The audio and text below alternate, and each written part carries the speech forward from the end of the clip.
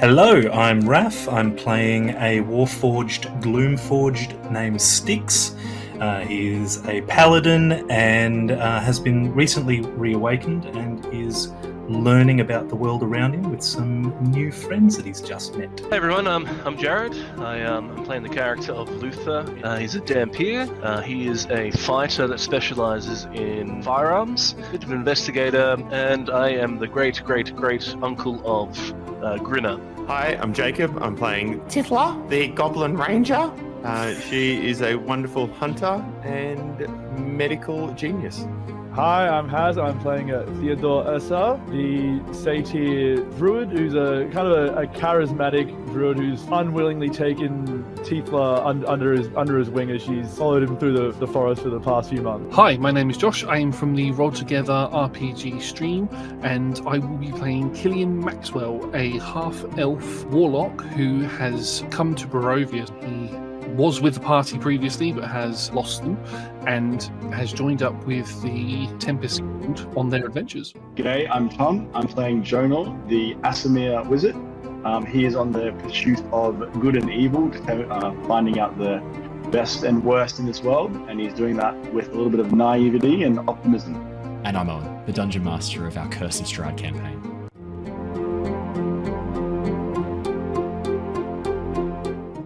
A warning, gentle viewer. Curse of Strahd is a horror-themed Dungeons & Dragons campaign, which means you may hear adult language or adult themes throughout this episode. 3. Hello!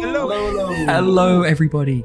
Welcome back to the Lost Archives. We are playing our Curse of Strahd, the premier 5th edition horror adventure. We are ready. We are raring to go. We have a couple of quick announcements before we jump in. The first one is that Josh, one of our players, is having some pretty horrific internet problems. It looks like he was all up and running, and then from the sounds of it, I think most of the suburb where he is lost power and internet. So hopefully it's all going okay, and he's back joining us very, very shortly. In the meantime, I'll play the character of Killian, and I'll keep Killian hopefully safe for this next little bit. But we'll have to soldier on without Josh for the time being. Let's do our recap. Let's jump into the session. No other fun announcements for tonight, unfortunately. I think we've had our fun for tonight. Let us jump into the session. Our series has been following the adventures of the Tempest Adventuring Guild. Theo, Jonor, Tithla, Styx, and Killian. Having become trapped within the realm of Barovia while searching for some missing adventurers, the team have been travelling west in hopes of an escape from this dark land. Emerging victorious in their fight against the Blight Druids of Yester Hill, the team tracked down 2 of the Mardukov family who had been taken captive by the Druids, launching into a rescue mission. Fighting through Druids and Blights, the team destroyed the source of the Blighted Necromancy, a Gothias tree. With Davian and his son Elvir now rescued, and the team pretty exhausted and ready for a rest, they made their way back to the Wizard of Wine's vineyard. Killian had meanwhile elected to accompany Adrian Mardukov back to his home, reuniting with the rest of the party at the winery. The winery had some other guests too, however, a group of beautiful women seemingly out celebrating some event, and with Theo overdue for a revel, the group joined the festivities. After a night of chaos and fun, Katerina departed the vineyard in her coach with the rest of her retinue, Sen deciding to follow them from a distance. Deciding to take advantage of the detailed reports and maps collected by the Keepers of the Feather, the team spent some time deep in research. With the werewolves of Lake Bartok, the ruined fortress of Argynvostholt, and the ruins of Berez in the swamp, the team have a number of places of interest to investigate in their search for weapons against Strahd and Sergei. Luther decided to make his way back to the Abbey of St. Markovia. With it now serving as a sanctuary against the dark powers in Barovia, he felt it too important to leave without numbers to defend it. In light of this, Tithla revealed that Strahd had approached her and reminded her of the dinner invite, promising to send a chaperone in the next day or so to collect the party and ensure their attendance. With the clock ticking down until this forced social event begins, the team decided to make their way to the ruined fortress of Argynvostholt. After a brief pause, which Styx used to cast the ceremony spell on Stefania, celebrating her coming of age, the team travelled cross-country back east toward the ruins. Arriving at the grounds, the team found the decaying stone towers covered in draconic iconography, including 2 impressive statues looming over the front gate. Jonor's magic, channeled through the cursed spell tome he had recovered in Vallaki, awakened the stone statues, leading to a brief combat marked by Jonor struggling to convince his team of the danger. Dismantling the statues, the team made their way inside the crumbling fortress, the first room they chose to explore containing some enormous spiders. After dispatching the tricky arachnids, the team entered another side antechamber, this one containing a fireplace, a large coffin-like structure, and a large owlbear skin rug on the floor. We left off last session as Theodore, our druid, picked up this gorgeous owlbear skin rug and draped it across his shoulders, feeling majestic, feeling powerful, and then feeling short of breath as the rug began to constrict around his torso, cutting off his circulation. And that is where we left off last session. We're going to be jumping straight back in. Styx and Tithla. After the dragon statues began attacking Jonor and the rest of the party, good liberal use of Moonbeam by Theo and some of Tithla's arrows, as well as Styx throwing his long sword at one of the statues, helped to dispatch and break apart some of the stone effigies. During this, though, Styx did roll a natural 1 for one of his throws of the sword, and so then had to go wander off around the back of the fortress to try and locate his sword. That sounds correct. I think it checked out in my mind. It sounds convenient, is what it sounds like. Yeah, it was. It was pretty convenient. I needed a way to not have to do that voice for more than was strictly necessary. So while Styx wandered back over, Tithla also decided to stay out the front for a little bit, just to keep an eye on Styx and also to keep an eye out for Sen, knowing that the shifter scout was supposed to be meeting up with them around the ruins nearby. Sen decided to hang out and just keep an eye out for Sen as she approached. Tithla and Styx. Styx, as you wander around the edge of the crumbling fortress, you recover your sword, the blade of your sword, before realizing you don't need to. It's just light. You can just resummon it. Oh, well, that's easy. All right. Tithla, should we go back inside? You watch as Tithla takes a long drink from her canteen, taking a moment to pause and reflect. Sure, I guess, since you realize that you don't need to go for a walk. Yeah, it was fairly unnecessary. Would you say it was inside of you the whole time? I would, yes. Okay, good to know. Should we go? Or All right. Should we stay? Well, they may need us in there.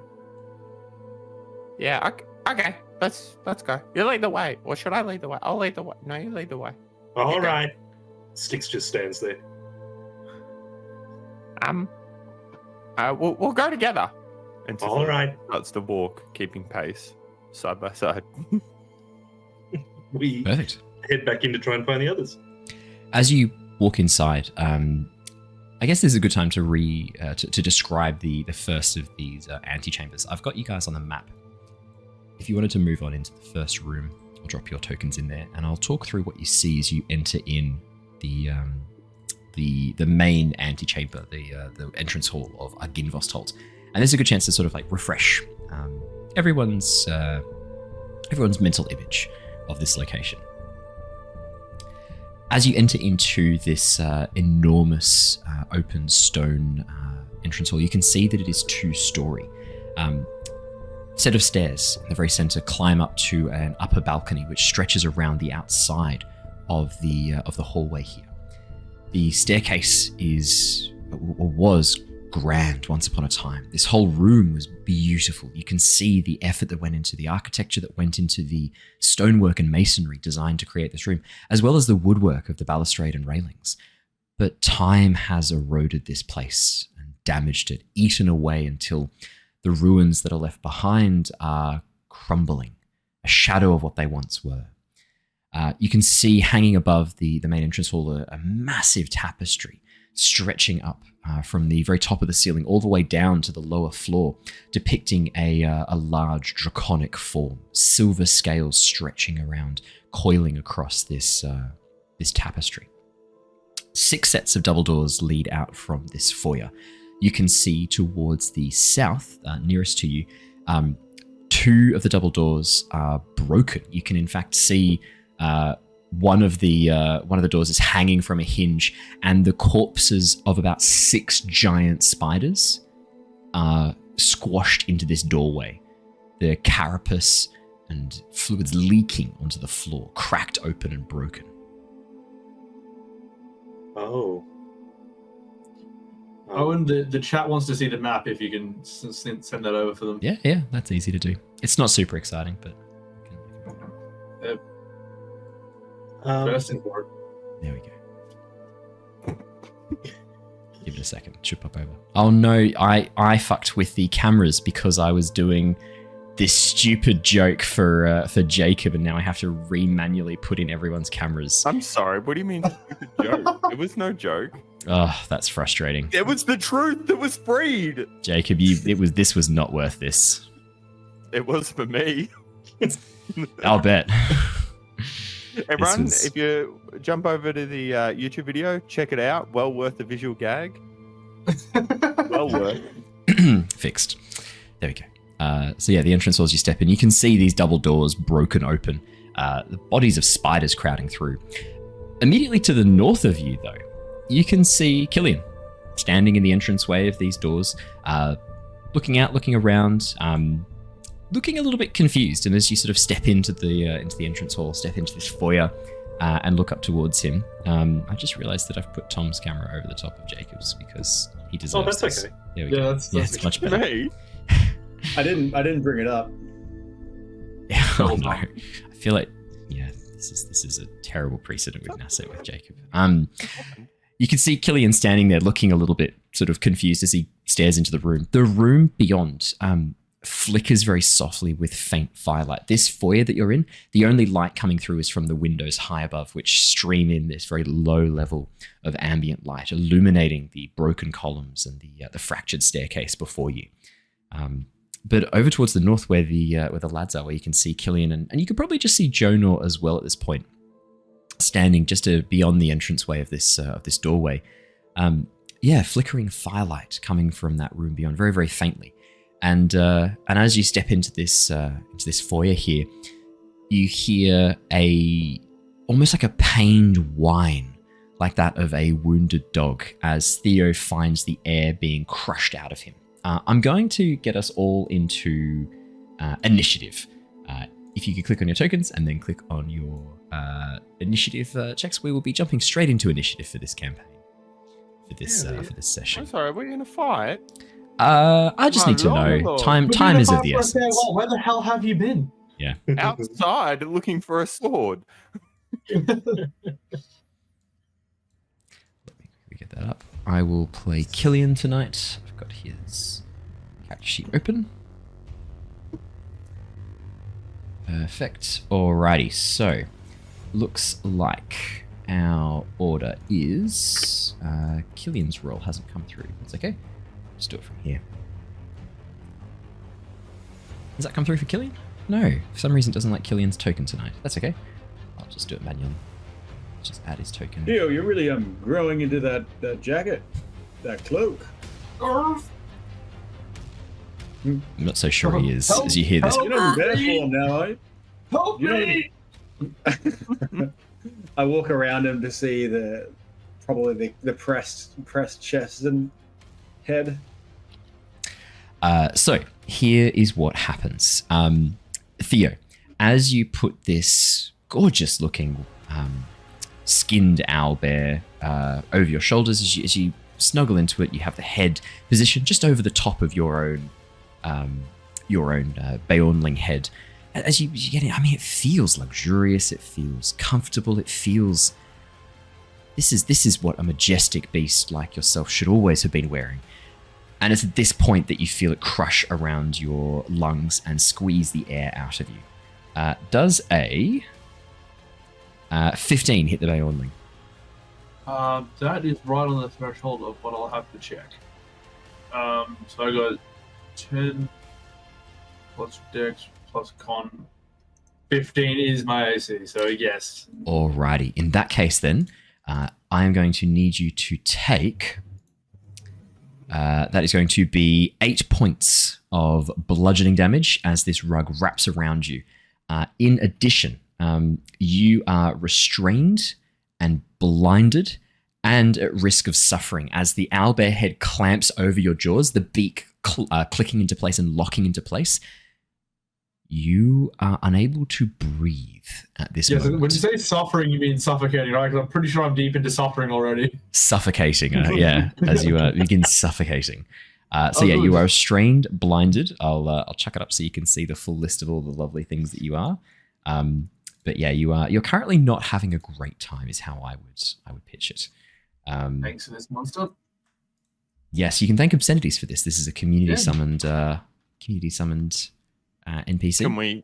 Can we send other sentiments towards them? Does it have to be well wished? No, gratitude's the only one that we're allowing at the moment. Damn it! All right. As the rug wraps around you as well, Theo, you begin to feel it.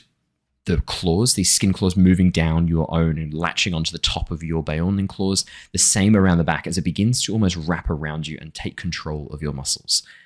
It does very much feel like it's trying to almost, take over you at this point. Tithla, you hear this pained cry and you see Killian sort of like looking a bit concerned as he looks in towards the room.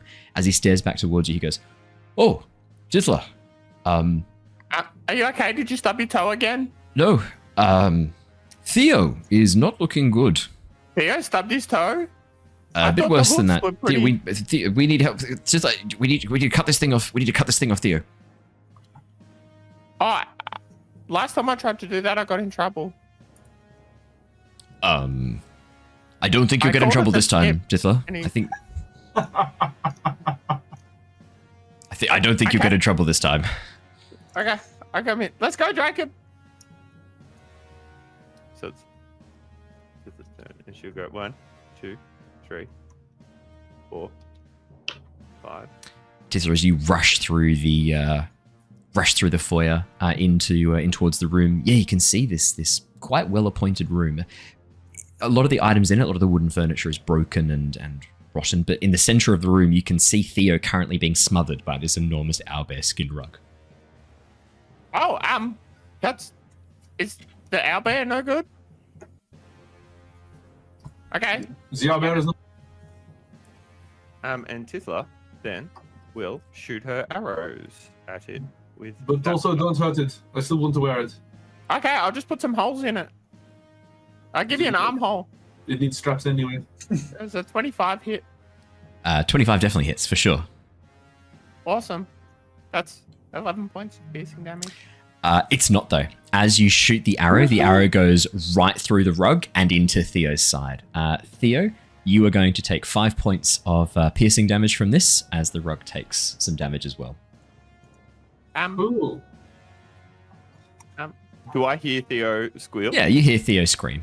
Like this. What was that, sorry? Oh no, the bear's coming alive! Hurtbear.wave. We might need to workshop that a bit. Oh wait, because you're Bjornling now, aren't you? Yeah, he's in his Bjornling form. Yeah, I mean, odds are Tithla thinks that's the owlbear making that sound, so she's gonna shoot again. Oh, you know what sound I make! I'm gonna roll. Can I respond telepathically? I'm gonna The roll. desperation in there. Pleading is a free action. I'm gonna roll Do not shoot again. check to get above a 10. Okay. And that's a 9. Okay. So Do not shoot again. is that an intelligence check? Yikes. That was after the +2. +2 is pretty good. I guess with the don't shoot again, I will roll again. That was a 20. Okay. That's a natural Don't shoot 20. again. Tithla, you understand that this thing is smothering your friend, and every time you attack it, you're going to be attacking Theo until you can get it off. Perfect. So I don't what like I the do way he then- said perfect. You should be afraid of that perfect. Perfect. I cast Ensnaring Strike. Ooh. I don't know why that rolled the damage. I just wanted to hit the cast button. That's okay. And then I shoot again, acknowledging that this may hurt. But I do it regardless. That probably won't hurt. That's a 12 to hit. 12 is not enough. As the arrow flies, you watch as it just glances off the tough hide of the owlbear skin, the feathers and fur, providing quite a decent amount of protection as this arrow just strikes through and then slams into the wall behind with this very satisfying. Yeah, Killian, I tried. That's kind of all I got. That's okay, Tithla. You tried. Thank you. Theo, how many times have we said? You remember the story about how I was wearing the owlbear that one time and I scared the village and everyone got scared and ran away and they thought that I was the monster? This is a very Don't funny. you think we learnt something from that? It's a very funny callback to episode 0. Nice. It looked fun. I wanted a fun coat. Yes, well, You know how Maybe I feel we about fashion? that's fair. You know what? You make a good point. Maybe it's worth it. We'll see how it goes. How's that arrow feeling, by the way? It hurts a lot. Okay, so maybe not worth it. That's the end of Tithla's turn. Killian's going to look at Theo with the owlbear skin rug wrapped around him.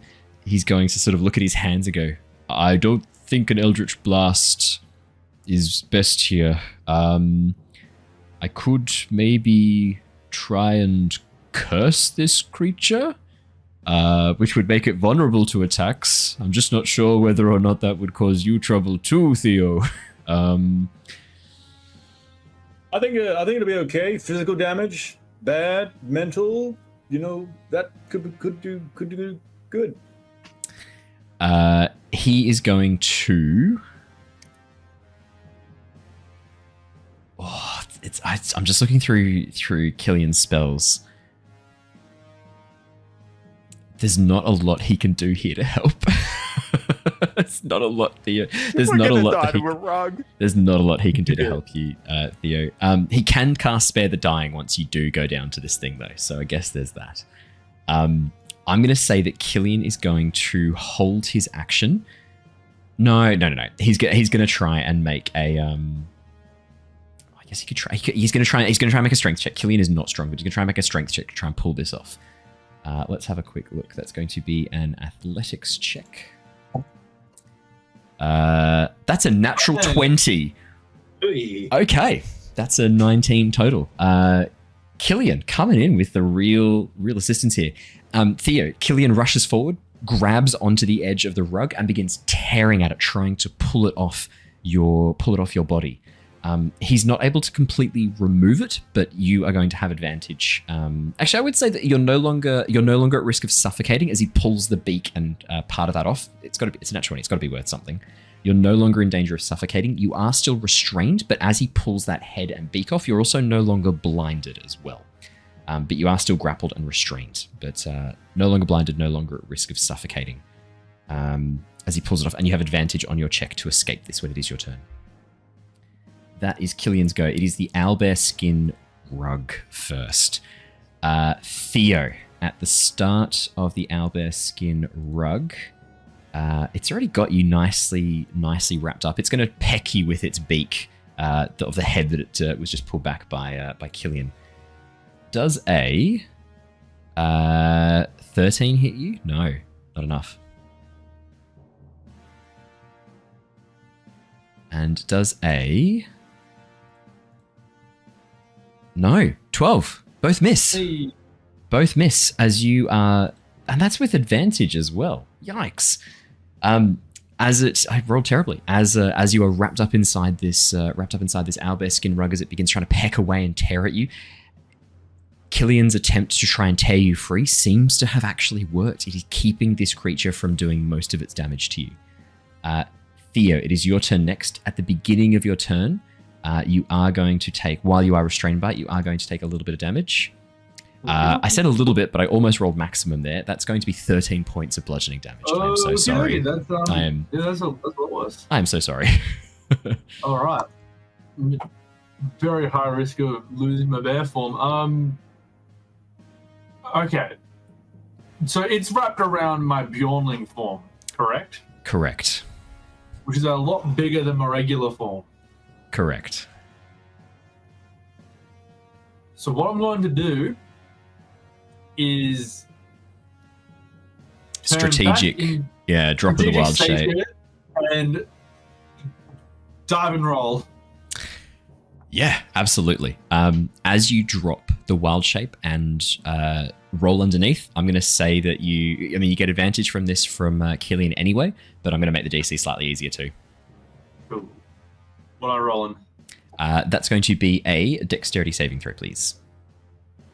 Could I possibly persuade you on animal handling? No. Because it is an owlbear skin. It's not an animal, it's the skin of an animal. Nice try. No, absolutely not animal handling. Could I roll persuasion to try and persuade you of that? You can try and persuade the owlbear skin rug not to attack you, but you're going to be doing that in place of your dexterity saving throw, and the consequences will be linked to your choice. Worth it. Do it. You've got advantage. Yeah, not too much. 12 and 10. 12's okay. 12's not too bad. Oh wait. I have advantage. Oh, I already had advantage. That doesn't help, doesn't it? Yeah, you don't get triple advantage. 12 is unfortunately just not enough. As you drop...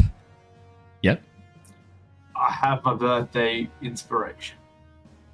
I hate to say it, but I just listened to the last 2 episodes and you did spend it. On what? Something unimportant. It was a cockroach law. It was cockroach law. Don't you remember? I was going to spend it on cockroach law, but I didn't because I liked my Nat 1 failure because I hilariously got to believe in the law being untrue. Oh, true. That's right. You discussed about using it. You didn't actually use it. Would you like to spend your birthday inspiration? Nah, not worth it. Yeah, it's not worth it. Let's die. Dying's more fun. Okay. Here's what happens. As you drop the wild shape, Theo, in your mind, you're like, fuck yes, I have got this. This is going to work perfectly. And as you do, gravity grabs the rug and it just drops straight back on top of your back. So you shrink down, gravity's faster than you can move. And you're kind of like, as you're sort of like crouched in your satyr form, ready to dodge through, you just feel this as the rug drops around you. And there's this like pause as you look at the rug all around you. Fuck. Sacre bleu.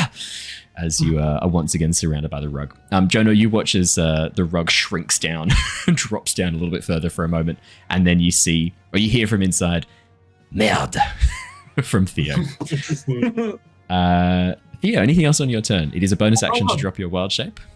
Yeah, I guess I will, for the first time, use my ram melee attack, and I'm just going to just smash my horn head right up into this rug. So you do have disadvantage, unfortunately, because you are restrained, but absolutely go for it. Yeah, it's still fun. It is. I didn't mean to rain on your parade. 15? 15's pretty... 8's not so great. 8's not so great, unfortunately. As you go to slam into this thing, it's already wrapped around your head. You just sort of like shake your head about and you kind of feel the rug moving with you for a moment. Jonor, Tithla, Styx, you watch as the rug begins sort of like it's like jiggling like about for a moment.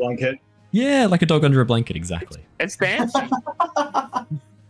Like a goat under a blanket. Yeah, it's doing a little dance, Tithla. It's quite cute, actually. Theo, anything else on your turn? Arrow sticking out? There's still an arrow sticking out of the rug. When Theo wild shapes back, it like pops out of it. It's a shame. Well, that's all for me. Alrighty. Styx, you are up next. Technically, Styx, you technically should have been first, actually, because I think your dex is more than Theo's. But is it more than the Beornling? Unlikely. No. I got a +1 on Yeoman. Dex is +3. Yeah. So we'll make sure Styx goes before. Styx, it is your turn. +3. There's a lot no, hang on. No, it's not. Yeah. My apologies. It's a +1. 13. Samesies, so we're all good. Styx as is. So I am going to... Well, first of all, am I 30 feet or less from Dog Blanket? Yes, you are, because it's on top of Theo. I know the token there sort of has it positioned in a way that looks like it's separate, but that was more for like the theater of the mind as they stepped into the room. It's really on top of Theo right now. Cool. I am going to cast Compelled Duel on the rug. Yeah, that's a wisdom saving throw, correct? It is. It needs to be a 13. Ooh, mate, I don't know. Owlbear rugs, a creature that has been skinned and had the brain removed. It's got a wisdom of 3. which is a No. -4. I feel like it's going to be pretty good at this. Holy shit. I rolled a 19. It's a 15. Son of a bitch. Do you get to choose when the disadvantage happens, or do you apply that? No, it's by player vote. If it's disadvantage against me, it's player vote. Would the players like that to be rolled again? Is it worth using the disadvantage to try I'd and vote for that. just because you were so excited? It was going to be good. It's got to be a majority vote. Who votes for the disadvantage against me to be applied now? We're okay. Yeah, Okay, let's go. None. That's a -1. I rolled a 3 for the second one. The lows are low, aren't they, Owen? I rolled a 3, so that's a -1. Yeah, it's going to fail that. Styx quite badly. Cool. Okay, so it's now compelled to duel me, I guess. As the rug is wrapped around Theo's head, Theo, you feel the rug shift. Tithla, Jonor, and Styx, you watch as this lifeless head with these button eyes replacing natural eyes with this very, very uncomfortable cracking sound. Like the sound of someone cracking their neck, but amplified. As it turns its head back over its body and looks back at you, Styx, and you watch as the beak slowly opens, but no noise comes out. Hello. The temptation to scream hello in an owl. Screech was almost overwhelms me there. That's a bonus action, so I guess I will run at it. Can I get these squares are 10 foot, correct? Yeah, each big square's 10.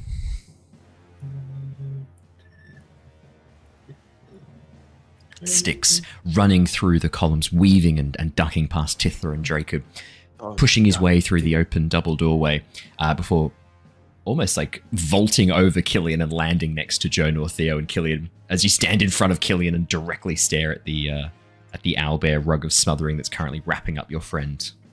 Styx, you're in position. Now, you said it kind of like turned its head around and was looking at me, right? Yeah. You watch as these beady button eyes fix on you, the head at like this weird angle, the beak still open in a soundless scream.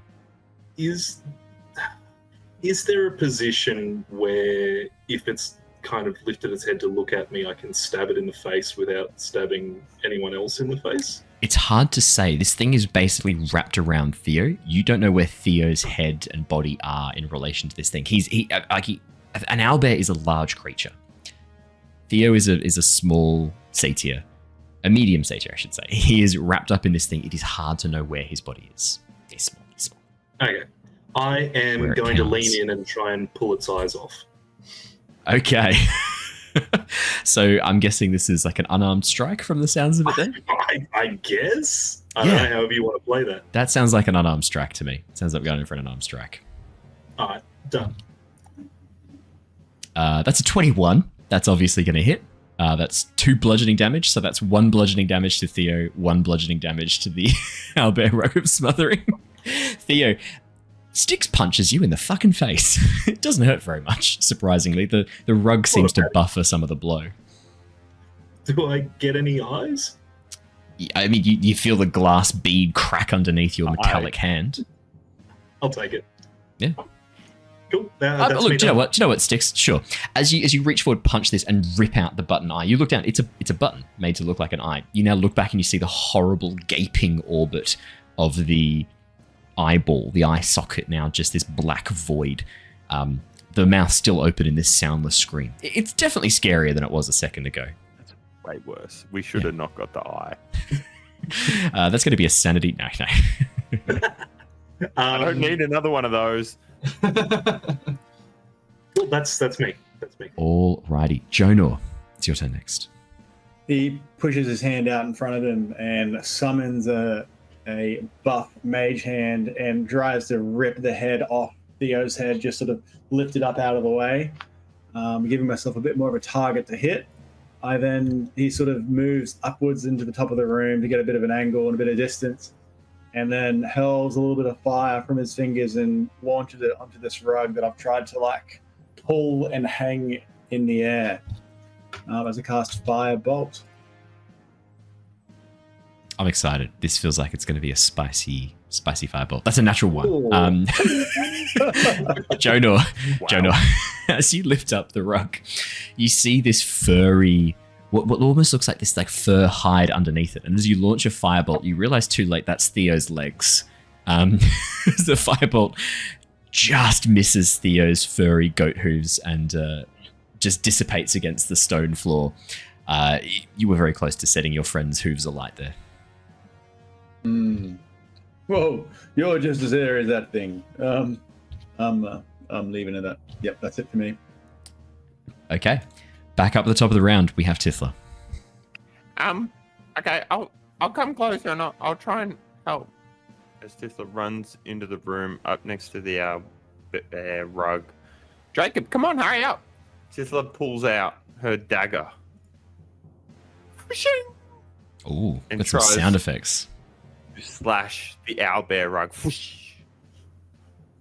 with a. That's Natural a 10. Is That's a 10 10. hit? It was a natural 3. Natural 3. As you slice at the rug, Theo inside is kind of Theo. It's probably fair to say you're struggling a bit right now. You're not having the best time as you begin sort of flailing about a bit, trying to get out from underneath this thing. The rug is moving rather erratically. Tithla, as you go to swipe it, it just moves back at the wrong moment, and your knife cuts through nothing but air. That's unfortunate, It is. but I'll give it another go. Soldier on. I mean, there's a chance here to really cut Theo, like properly cut him with a knife here. 16. I think that's going to hit, isn't it, 16. Theo? Oh, it's against my AC. No, I'm kidding.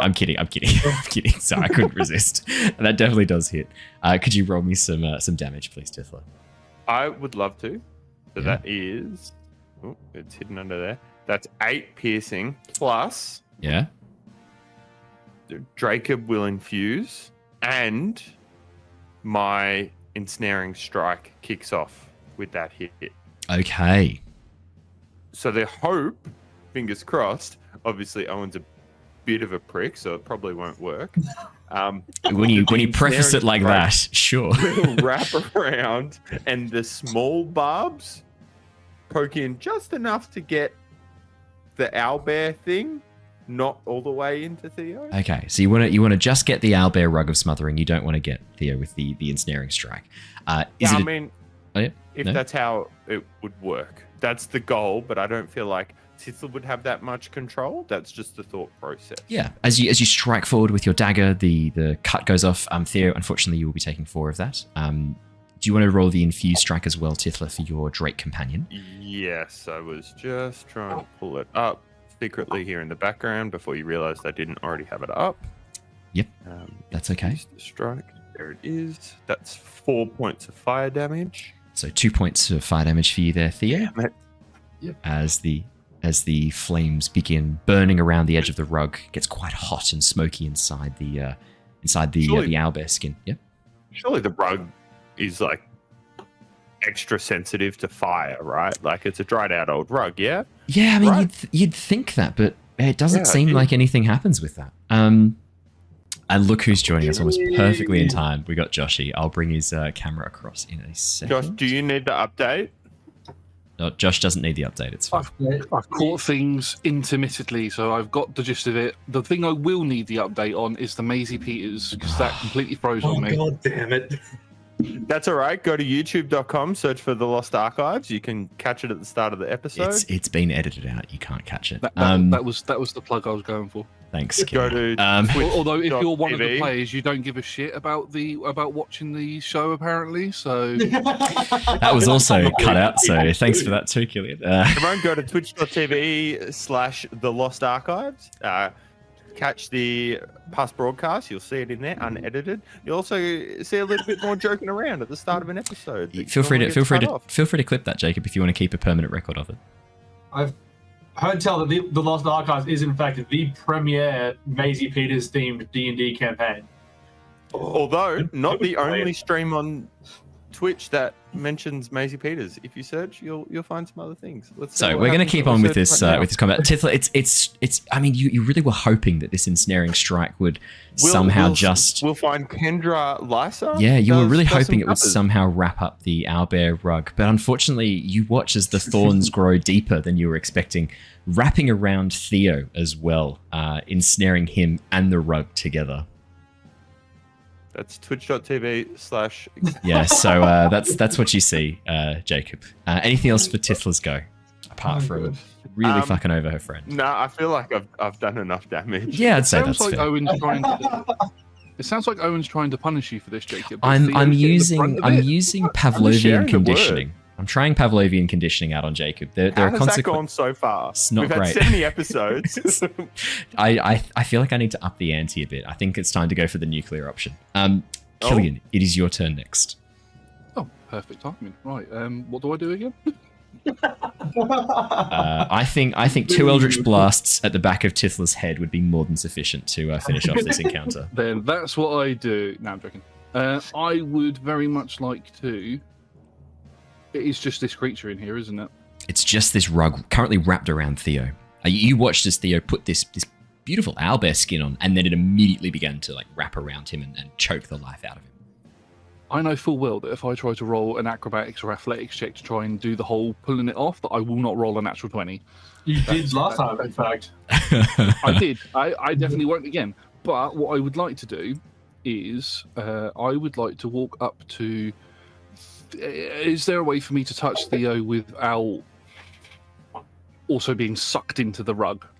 Oh, I mean, it's a pretty big rug. Looks like it could comfortably wrap up 2 medium creatures, but you can see Theo's legs currently poking out from underneath because Jonor has used his mage hand to lift it up. And at the moment, Killian, for your benefit, the rug is very much focused on a certain Styx. Okay. I'm going to walk over to Theo's leg, crouch down. I'm going to go, you've got this, Theo. And I'm going to cast guidance Thank you. for when you try to escape again. Perfect. Anything else on your turn, that's me. Killian? Okay, nice. Alrighty, next up we have the owlbear rug of smothering. You watch as the owlbear rug, Theo, for a moment, you brace yourself, preparing for the crushing weight of this thing as it wraps around you, but instead you feel the pressure lifting. With a screech, you watch as the owlbear rug tries to disengage from you and tries to leap for Styx. Tithla, I believe it's a dex save to avoid the ensnaring strike. I believe so. I was just trying to work out how to clip that from earlier. So let me come back to these. I So believe. if it fails, you've essentially just trapped it on me, is what your ensnaring strike did for me. Who knows? There's no way to know. Strength. Strength Break save. out of it. Tear it off. Sick. That's 20 unnatural. Yes. Are you going to ask if that succeeds? No, I know it does. You watch as the owlbear rug of smothering shreds the vines with its claws and launches at Styx. Is this your like blackmail now? Every time I you don't know don't what get you're talking. How does he do that? Are we able to do that? What? Can we all do that? Do what? Put a filter on? No, I prefer if you didn't. How does he do that? He's just. I'm not going to explain how he's doing it because I feel like you're all going to. No, but then you're just going to spend the next 5 minutes looking it up. He's just using his webcam to do it. So basically, just use webcam software to put a temporary background on, flick it on and off. Correct? XSplit, NVIDIA. Yeah, NVIDIA broadcast. Yeah, Very NVIDIA simple. broadcast. There you go. Theo, unfortunately, I mean, look, good news. You're no longer wrapped up in the rug of smothering. Styx, bad news. As this thing launches towards you, it's going to make an attack, and then it's going to try and smother you. It's going to use its claws this time. Does a... I'm guessing a 19 hits you, Styx. Yes, you'd be correct. That is going to be 10 points of slashing damage as the claws slam into you, and then the creature begins trying to wrap around you. Does a... Well, Hello? I'm gonna actively fail the save to be wrapped up. It's not a save. It's an attack. So Oh, okay. it might just miss. 15. It does miss. The What a rug, loser. the rug is kind of like up against you, but not able to kind of wrap around you fully as the claws strike into you, but it can't quite get a grip on your body. Do you still want to? I mean, you can kind of like actively just like stand there and let this thing wrap around you. Is that your plan? Yeah. Are you sure? I'm never sure about anything. It's only off me. I'm gonna. I don't often do this as a DM, but I feel like I need to check. Are you like? I'm not going to ask Okay. again. Is this what you want? The thought process went as far as Styx doesn't breathe. It's better to have it on me than anyone else. Yeah. But now that you're saying that, it occurs to me that I can probably. It might be better to not be wrapped up in a blanket. It could be on no one, yeah. So with the binary of being wrapped up in a blanket or not, I think I might actually not be wrapped No, up. there's a whole spectrum, mate. Being wrapped up in a blanket's a spectrum. It's non-binary. It's many people could be wrapped up. Furniture could be wrapped up. It could be on the floor. Well, No one can be wrapped up. I think I'll choose the no wrapped up option. Yeah, it doesn't hit you. It's the end of the Outbear Rug's turn. Styx, it's technically your go first because Theo is currently in his Satyr form and has a dex of +1. No, +0 in Satyr form, right? I believe it is, in fact, -1. It's -1. So, Styx, you are up next. Cool. I'm gonna turn on my sword and slash at it. Yeah, fantastic. Which I definitely prepared. Here we go. It's a 21. That's definitely going to hit. 3 radiant damage. It's not against an undead target. Did you roll a 1 on that d10? It looks like that, yes. Yikes. Does it look like it? Because that is what happened. Yeah, on a technicality, Jacob, yes. Yeah, I just want to check. You know, we live in a world of spectrums, so As you slam into the rug, you cut through it with your beautiful holy sun sword. This golden radiant energy, and you cut off 1 claw. Hey, it's one less. I'll take it. Yes. Yeah. Yep. Absolutely. 19 more to go. Anything else on your turn, Styx? Second attack? I don't. I don't have that yet. Not yet. Second attack. I'm not that fancy. No, that is me. Let me just triple check bonus actions. I could have done something before I attacked, but I'm not that smart, so we're done. I'm good. Theo, you are no longer wrapped up in the owlbear rug of smothering. You are, however, currently wrapped up in vines that Tithla shot you with. Thanks, Tithla. slashed. Thank you. Slashed you with. There's a dagger. I am going to return back into a Bjornling in the expectation that it would just break the vines by rapid expansion of body. I'm willing to argue that it's going to make it easier to escape because of that sudden change in form. It is same as it would have made it easier to escape from the owlbear rug by suddenly shrinking down. I'm going to argue that it makes it easier. It is an easier DC. I will need a strength saving throw to try and escape. Cool, and now I'm a bear, so that's a lot better. Lot better. You're also you saved fighting against being restrained before, so you don't take the damage. 13. Tithla, does that pass your DC? Oh, actually, Two Killian, things. you cast guidance too. That's true. Yeah, D4, please. Didn't the owlbear rug save against this By before? tearing itself off of Theo and jumping at Styx. Apologies, I misunderstood. Well, yeah, 13 does anyway. Doesn't matter. Cool. Oh, great. Alright. Fantastic. 16 Um, total plus the D4, so yeah, much better. I would then like to pounce on top of the owlbear's back, pinning it down, and just begin tearing into it with my claws and teeth. Fantastic. Let's see some damage.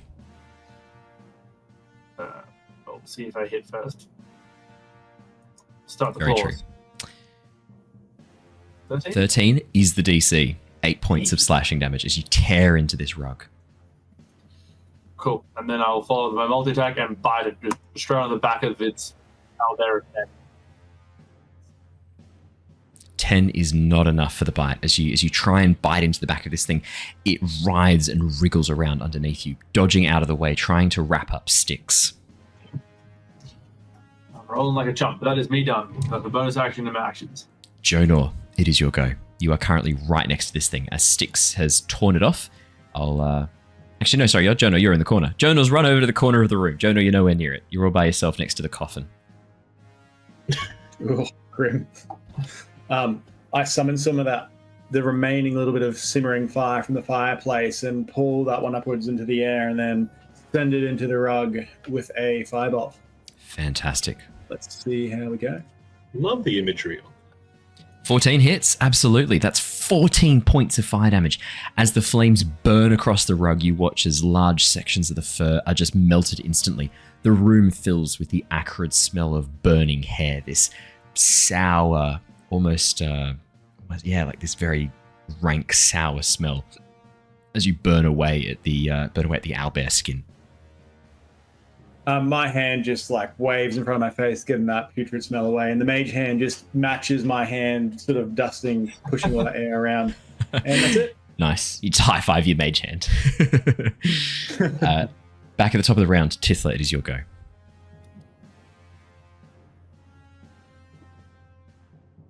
I'm gonna be honest. I was looking at something else. Is it my turn? It is your turn, Tithla.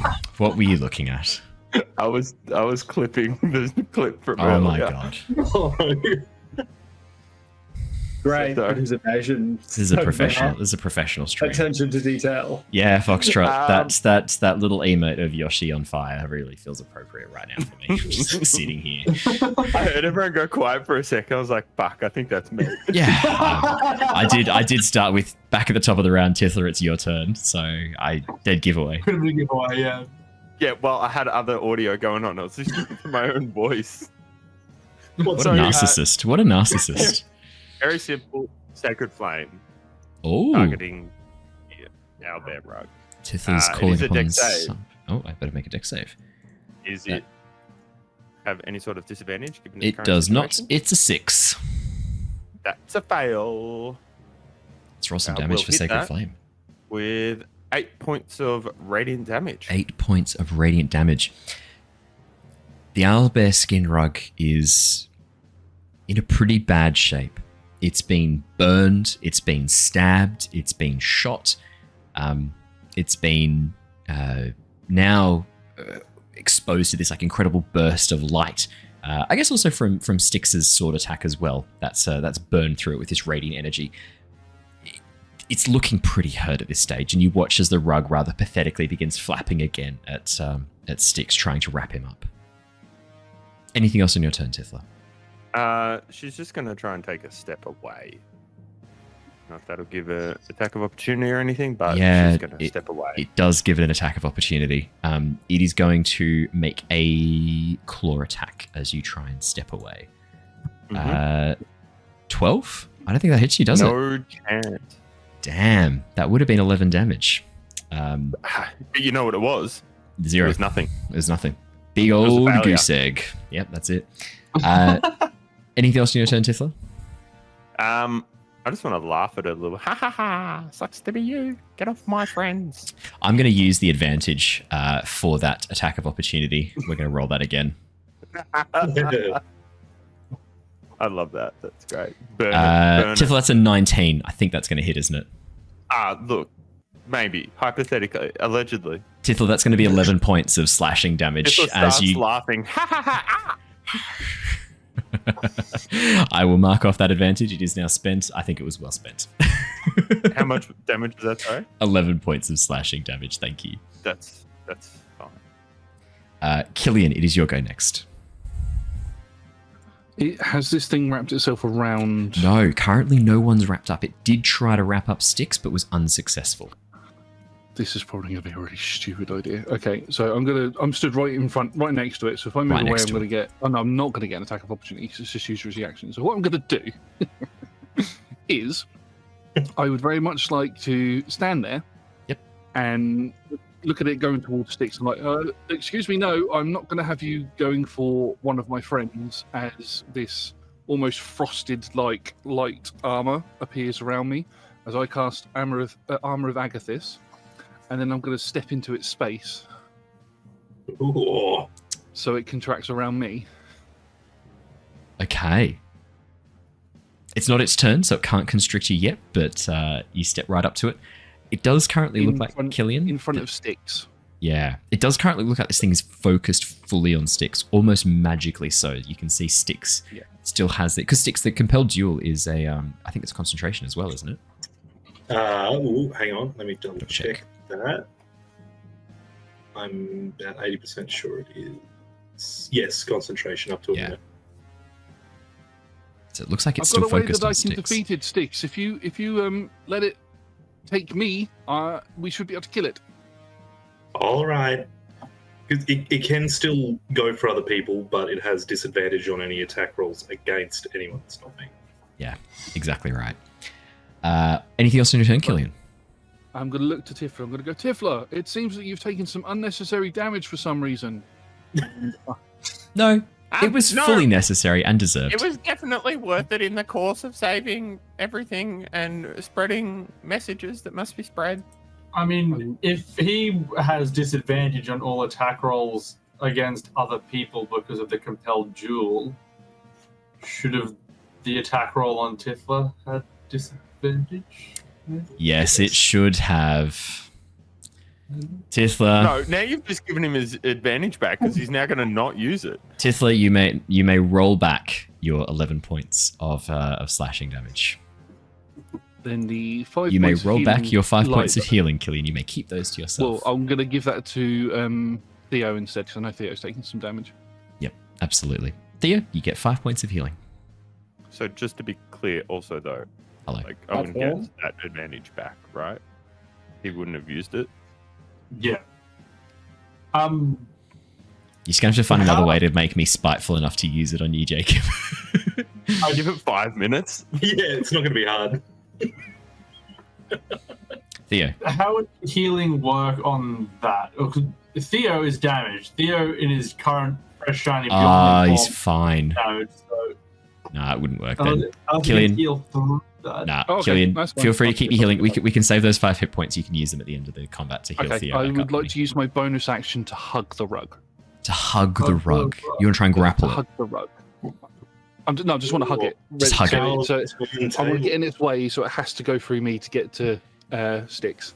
I mean, Killian, the fur is luxurious and soft. The feathers feel very slightly ticklish on your skin, except for the bits where it's being burned away by Jonor's flame and slashed into by Tithla's knife and vaporized by Styx's sword. But otherwise, it feels quite nice to snuggle up to this thing. You can feel it writhing around underneath the surface. It is the owlbear rugs go next.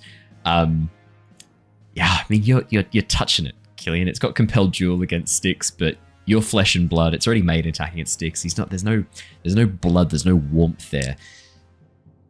It's going to make one attack against Styx. That's going to be a bite, and then it's going to turn its attention towards you. Let's do this fairly. Hey, that is going to be Styx. Does a 17 hit you? That's my armor class. Then it does hit you. I've got some really good news though. I rolled really badly. That's only going to be 6 points of slashing damage. Oof, and Styx is down. For real? Killian. Killian, I've rolled with disadvantage. I have rolled rather well. 19 hits you, I'm guessing. Yes, it does. Is that? I want the 19 to hit me. It is going to wrap around you, hold you close, and begin smothering you. Killian, you are restrained. You are blinded. You are blinded. It's the one word I should be able to say. You are restrained, blinded, grappled, and currently without the ability to breathe. It's okay, I'll be fine. That's precious oxygen you can't get back. Styx, it's your turn next. Oh, actually, Styx, when you took that 6 damage, could you roll me a Constitution saving throw to see if your compelled duel is still up? Yes, I can. DC is 10. DC's 10. You're fine. Cool. Did that class as a melee attack? It's attack against you? Yeah. Did it class as... Okay. Yeah, so the smothering is a melee attack. Yeah. If a creature hits you with a melee attack while you have these hit points, because they're 15 temporary hit points, the creature takes 15 damage. Hey, hell yeah. Yeah, absolutely. It takes 15 points of cold damage. A lot of damage.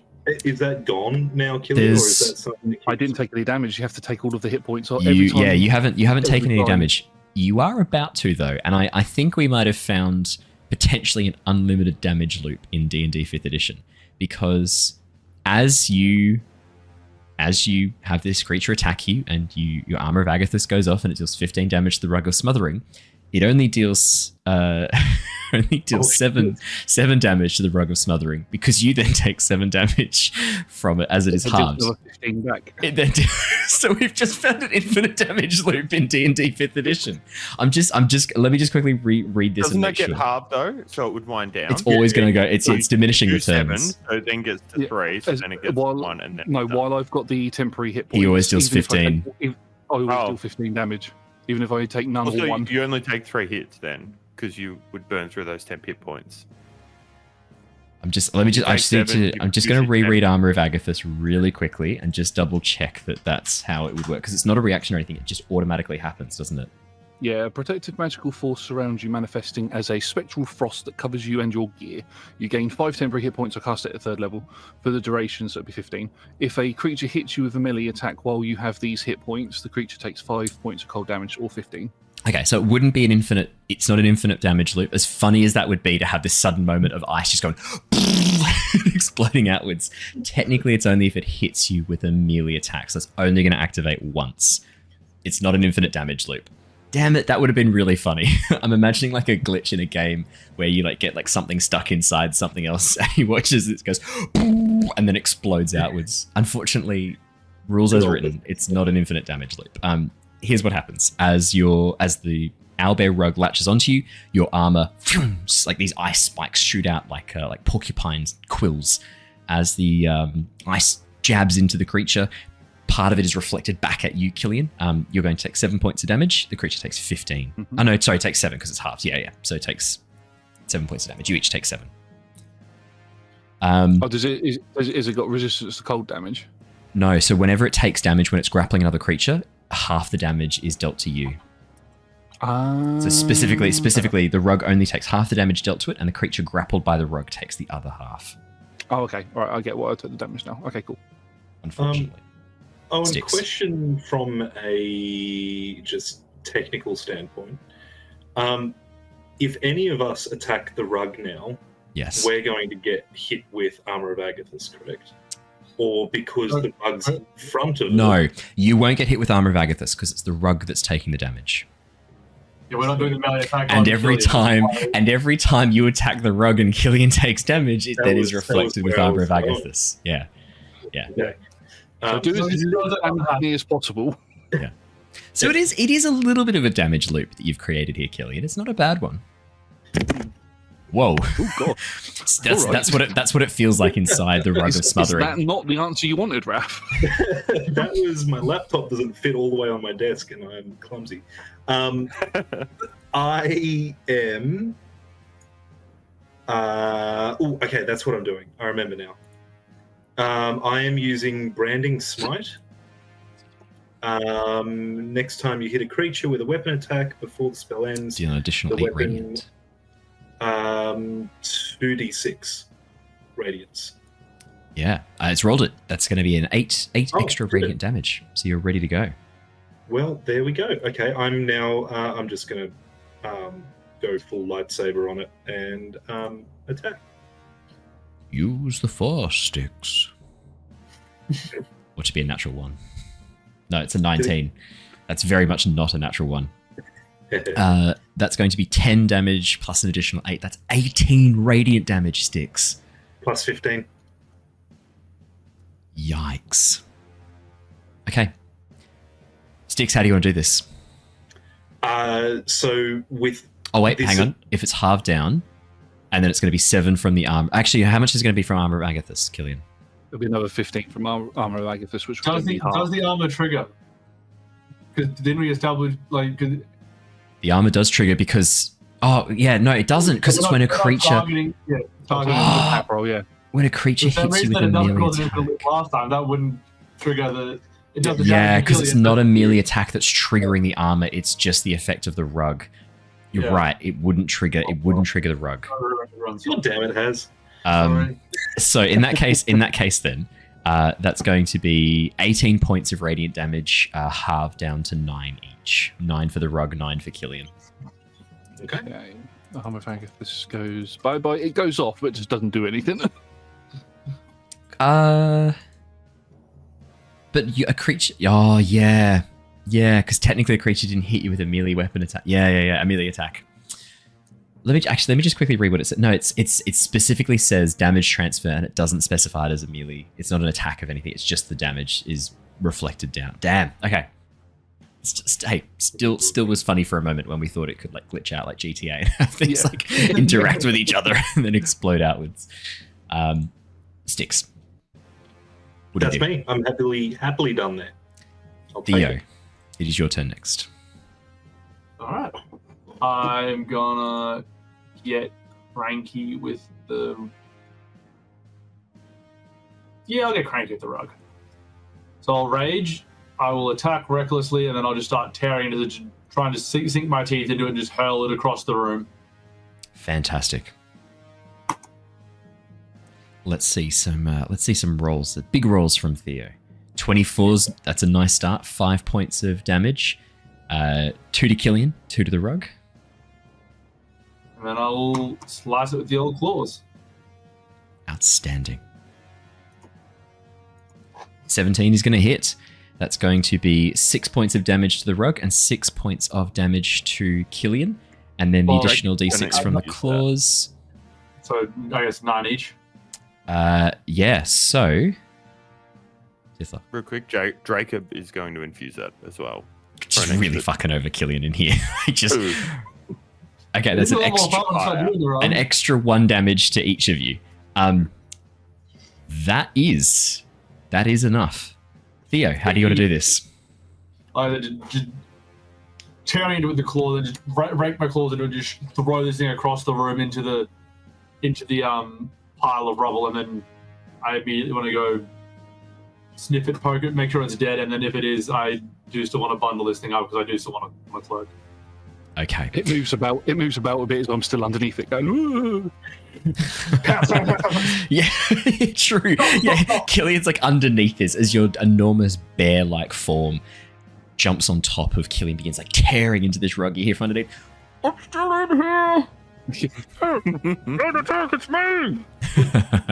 As you pull back the owlbear skin rug, you can see Killian sort of like lying there looking a bit traumatized. Killian, you get a big breath in, having been covered by this thing for only about 6 seconds, but you did use up quite a bit of air on some pithy one-liners. As you get like a big breath in, crawl yourself out from underneath the rug. Theo, you begin like bundling this up. It's not really an easy way for you to carry this in your Beyondling form. I guess you can just hold it in your mouth or chuck it in the corner and pick it up when you're back in your Druid form.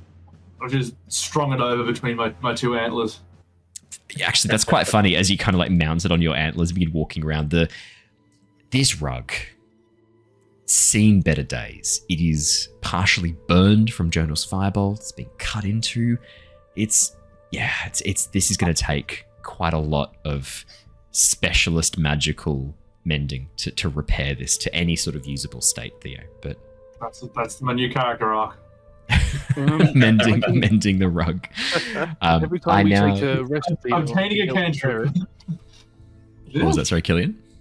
Every time we take a rest, I could repair it. I know how to magically mend things, so I can help with repairing it if you like. It might take a little while.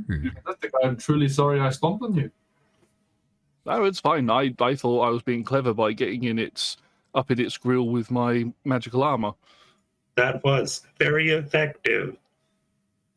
Thank you, Styx. So was your ability to attract it to you rather than Theo. All right. Almost dead. As I just start prancing around, very proud with this rug on my antlers. And I guess that smoke is just sort of smoldering onto your horn here, and I use prestidigitation to, I throw a bit of golden light towards it, and the burnt black section sort of removes off the hood. There you go, much better. It's cleaner. I'll take it with us, and then we can look to repair it later. But we did not come to Argynvostholt for a fancy new coat. I think we're meant to be looking for a scroll dispenser or something, or whatever else is in this place. There's supposed to be a piece of Oh yeah, and a piece of sticks. piece Yes. of sticks here as well. As you're talking, Jonor, the owlbear skin rug that's currently draped over Theo's horns is still smouldering in places from your firebolt. You watch as some of the smoke, some of the embers burning in the fire, burning in the fur, begin to glow for a moment. Wisps of smoke begin to rise and coalesce before being pulled down towards the fireplace. You can see the embers in the fireplace pulsing with a very soft glow, getting brighter, almost like a heartbeat pulsing. Whoa, what's take a step back from that fireplace, boys. That's dangerous. What's going on here? Did you think it was odd that there was a fire burning in this kind of place with no one living in it? But No. the more pressing concerns at the rogue that likes to kill people? Yeah, Owen, can I roll for the fuck is up with that? That would probably fall under an investigation, perception, or I guess Arcana check if you're thinking sort of along magical means. New skill added in the Player's Handbook 2024. Yeah, it's one of the ones that they've pushed really hard for. I mean, we've been calling out for the fuck is this skill for quite some time, and D&D, Beyond, and Hasbro have not listened once again. No surprises. 21 for investigation, Styx. Styx, as you look into the fire, yeah, this is definitely magical in nature. There's no way that this has been burning this whole time. There's no way the wood would have lasted this long. In fact, as you look at the wood, you can see that it is actually not even real wood. As you get closer and look down, you can see that it is stone, carved beautifully, carved so perfectly into the shape of these crackling bundles of log. And with the glow of the fire, it's almost impossible to see for what they truly are without having a really closer look. In fact, the cracks that run through them, fire glows from within. And as you get closer, you watch as a tiny lizard-like head made of flame slowly rises up from the inside of the stone. And as it turns, it's like 2 centimeters long. It's tiny. This tiny little lizard-like head made of fire rises up from the logs and looks at you. You see the smoke begin to gather around it, forming like this trail of dark black soot. Hello. I'm going to reach in and try and pick it up. Yeah. Six, you reach in towards the flame. It's hot. It's warm. It's a fire. It's not burning a huge amount just yet, but it is a fire. As you reach in towards the embers, it begins to grow quite uncomfortably hot, and you watch as the metal on your fingers begins to glow. You are going to take 2 points of fire damage, but as you sort of like bring your hands back away from the embers, you can see this tiny head made of flame beginning to grow larger and larger. And you watch as these 3-clawed feet pull, the three-toed claw foot pulls itself free of the stone, followed by another. And as it shakes its upper torso, pulling itself free of the stone, you can see it's now about the size of a water dragon. Sort of head is about 20 centimeters long, body is sort of now stretching out of the stone, and it's made of flame. You can see this pattern of scales, the oranges and the red glow filling up this creature. And as it moves and stretches, you begin to see large bat-like wings, this large draconic wing pull itself free from the left and then from the right as this tiny dragon made of flame, but growing larger and larger with every moment, begins to grow out of the empty fireplace. Does the surrounding seem to be being absorbed as this grows? Or is it just crawling out of the abyss per se? It seems to be pulling itself free from the carved logs, what looks like wooden logs, which Styx has now revealed are carved out of stone. You can see it's pulling itself free from them, almost like it is growing out of the logs itself, like the fire being fed by magic, Jonor. Companions, there is a small dragon. Hello.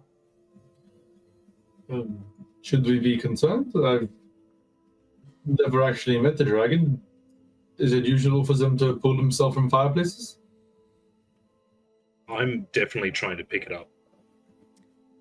Styx, as you reach down, mate, I don't know how to tell you it's made of flame more succinctly than I already have. Try. That's fire. As you reach down and try to pick up fire, that's going to be another. It's only 1 point this time. Somehow, it's only 1 point of fire damage. Somehow, as you pick this creature up in your hands, you watch as it crawls onto your hand, Styx. It's now about the size of a small cat, and you see as you lift it free of the fireplace, its wings trail this dark black smoke behind it. Thank you, Jacob. Yeah, that's fantastic. As you lift this tiny fire dragon into your hand, yeah, it's about the size of a small cat now. Its tail wraps around your arm. The metal underneath your plates beginning to glow with this heat as the dragon looks at you. These brilliant yellow eyes set into this orange smoky body. The black smoke that's sort of gathering around its wings and leaving this trail behind it. You can see embers shedding from its body like scales falling. And as it turns its head and looks around, you watch as this long snake-like tongue darts out to taste the air as it looks at all of you. Matching your eyes, catching your gaze. And you watch as the flames begin to grow larger as it begins to get... It continues to grow. Holding onto Styx. At it. Yeah, as you reach out with your mind, Theo, there is no mind here.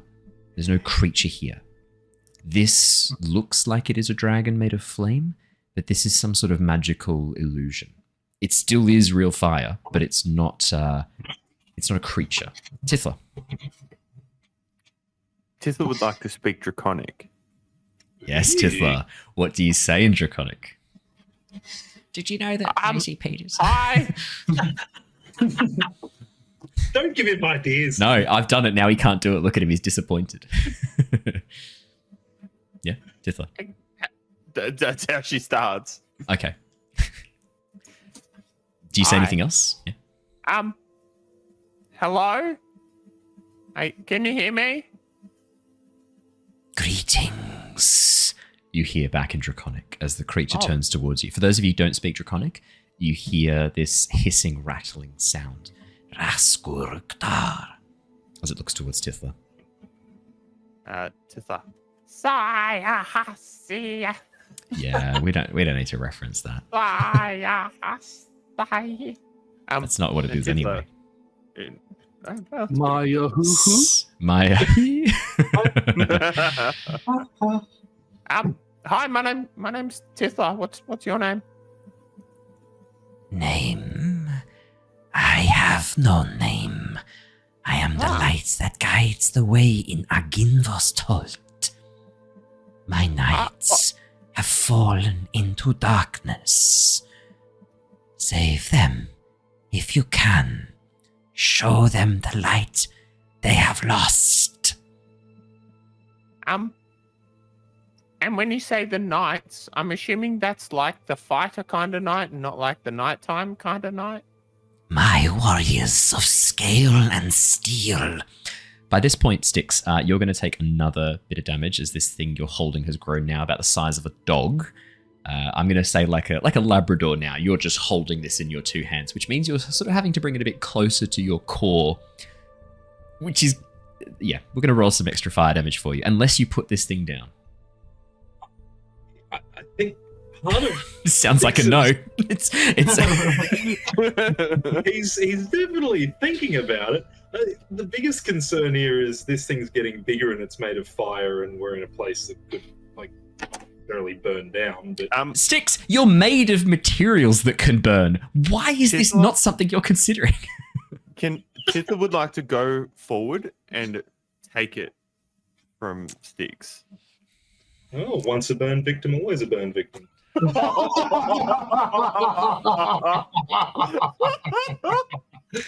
If you're just joining this, Ow. if you're just joining us and you don't know what that's referencing, Tithla suffered some pretty bad injuries, some pretty horrific burns across her body after a run-in with an oven.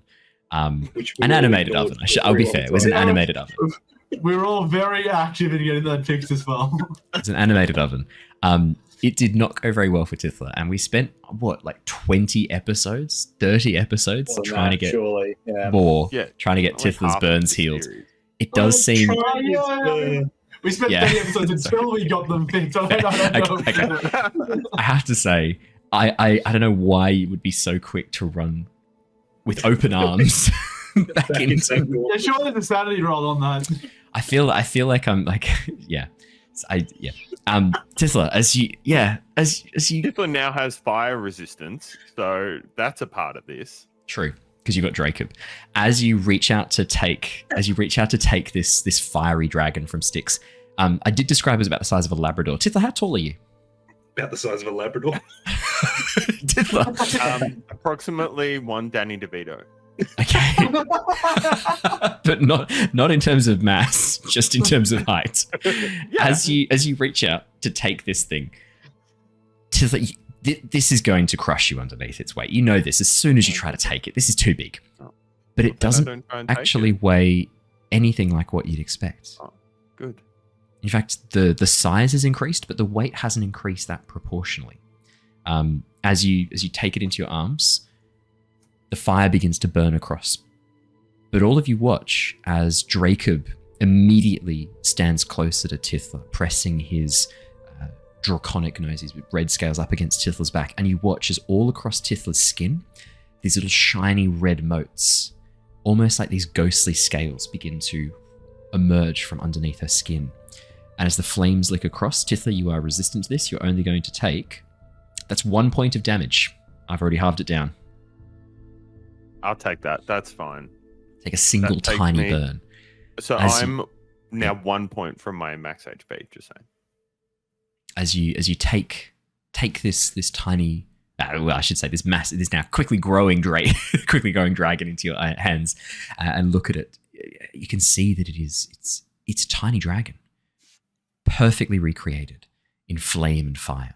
And as you take it from Styx, you watch as it opens its wings and flaps them uncertainly, shedding smoke and embers onto the floor, which immediately, as soon as they touch the floor, snuff out, leaving behind no flame, no burns. Tithla goes to continue the conversation. How can we save your knights?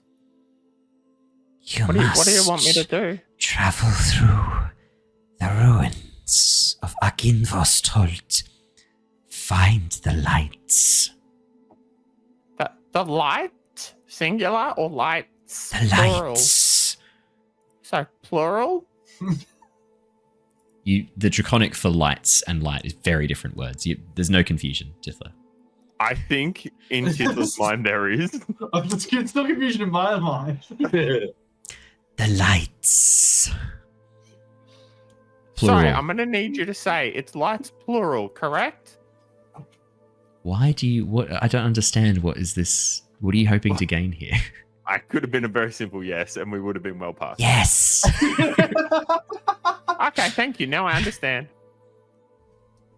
And what do I have to do with the lights plural? The dragon just fades out of existence. It's gone. Owen hates me tonight. No, chat said it. I couldn't resist. It was too funny. Foxtrot. I was like, yeah, that's pretty funny. As you stare at the tiny dragon, you watch Tithla as it flaps its wings and begins to take off, launching off from your hand, flying around the room, leaving this trail of smoke and embers behind it, which again peter out as soon as they get too far away from this fiery form. And is it just floating around the room? It's done a single lap of the room, and it looks like it's heading back for the fireplace. You see as it does this perfect loop around the room and then flies down, heading back for the fireplace. To the fireplace, not to... The fireplace, yeah. At this point now, it's almost as big as you are, Tithla. Yeah, possibly even bigger. Actually, I'm going to say it's about the size of Dracob. Flying around this room, it's very cramped. But it doesn't seem to be burning through the wood or anything. It feels warmer, though. For all of you inside the room, it's now getting quite hot inside here. We'll help you. Don't worry. Come and see us along the way. Thank you. You watch as the dragon flies down into the hearth, and as soon as it touches the stones, the fire goes out. And The room is as- plunged into darkness. As the fire goes out, Tithla mutters, Lights plural. What did the small dragon say? and Tithla starts to talk in Draconic. Well, what? Oh, sorry. Maya he, Maya who, Maya So there are knights, not the nighttime kind of knight, the protectors kind of knights, who are friends with this one who just left, didn't give me a name, asked him for a name. I might call him Light. He talked all about Light a lot. He said we have to find the lights plural. It's a weird thing that I got confused because the word for light plural and the word for light singular, very different in Draconic, but it was a translation in my head. So word for light singular is Amagalash, and the word for light plural, Shamalaka. Those are very different. Yeah, so it's a bit silly. You might have heard him saying it a couple times. So yeah, they fall into the darkness, but not at nighttime. It might have been at night. I don't know. How does finding the lights help the knights? Yeah, look, I asked that, and then he flew around the room, and I think you kind of got it from there. What is a nightlight? What? That's not a thing. Yeah. Okay. Candle that you have beside your bed when you're scared of the dark, Tithla. Your parents would have lit one for you. It's got a very, No, we couldn't very... afford candles to be wasted on such trivial things. In that case, then it's a pine cone that they light on fire and put inside a bowl. It burns very, very slowly as it goes through. You know when you're scared at night because there was this creature that ravaged the town in a owlbear suit? No. Oh, maybe that was just me then. We can probably move on. All right. Funny story. Killian understands Draconic as well. Huh? Killian, you've heard this whole conversation. Yeah. Yes, what Tithla says is right. Yes, we need to go find the lights to help this dragon out. Wait, you understood? Lights plural, Yes. not lights singular? Yeah, you really could have helped with that. I know. It's like I completely forgot that I know other languages. That's crazy. Who would do such a thing? Okay. Well, I wondered why I could understood it and everybody was looking at you with a confused face when you spoke at them in Draconic. It just all came out as common to me. I'm sorry my pronunciation wasn't very good. It's still a newer language to me. Well, yours sounds a little bit different, but I reckon that's because of the different places that we come from. Your dialect is a little bit different to mine. Oh, I thought you were going to say because I'm a goblin, but that's probably better.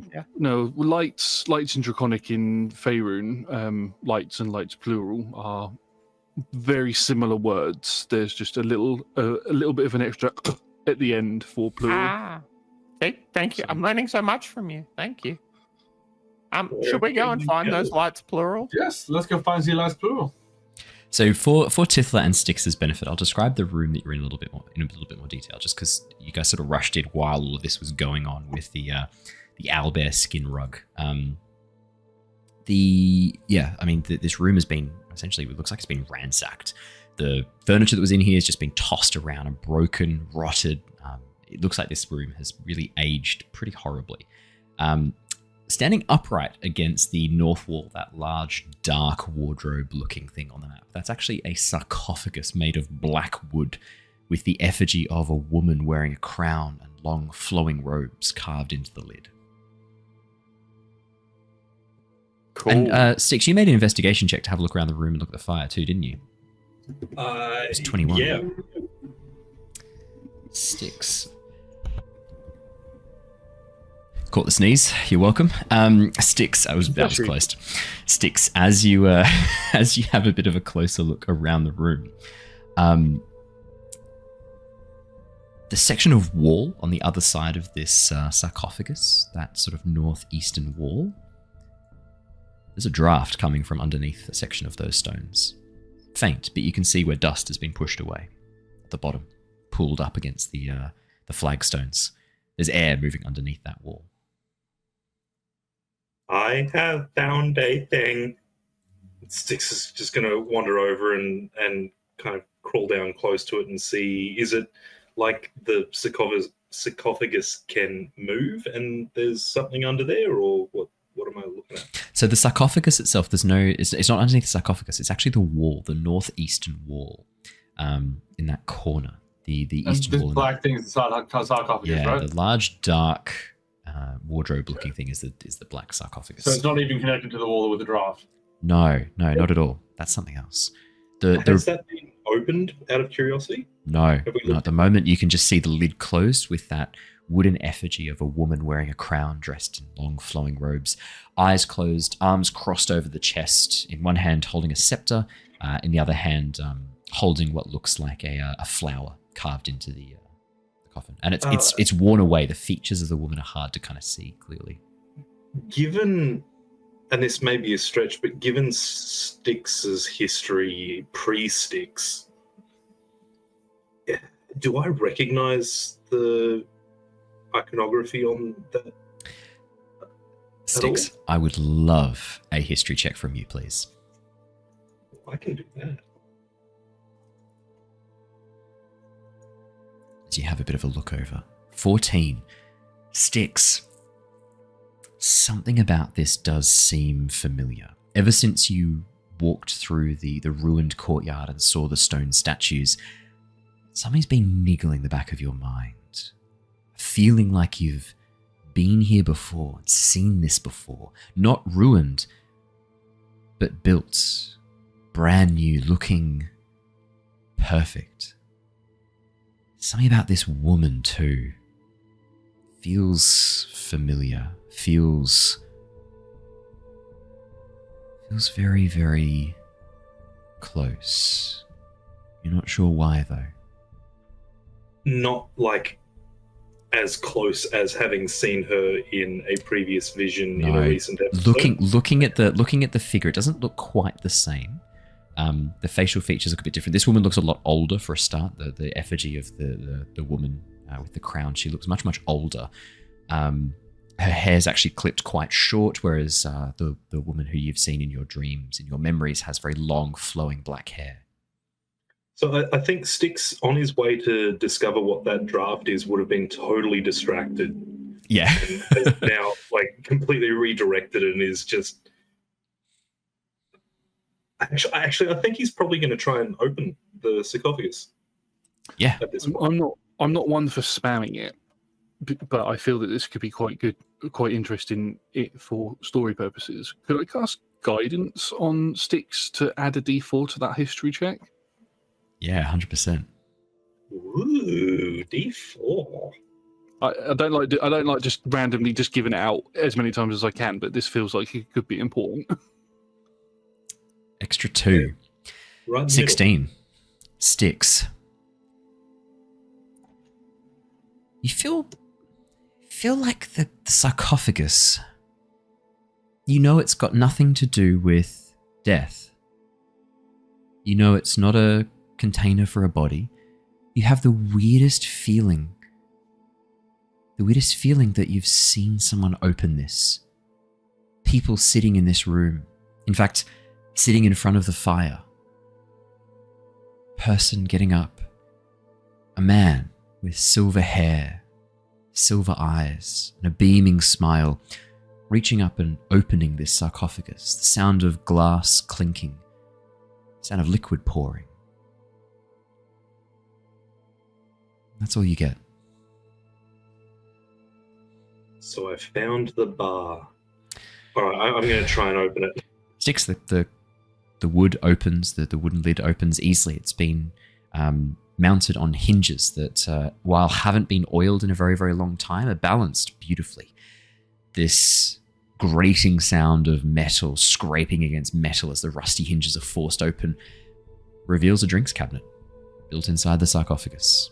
A few bottles of liquid, now dark and somewhat murky, sit on the cabinet, and on the middle shelf you can see glasses, right where you knew they'd be. I have been here before.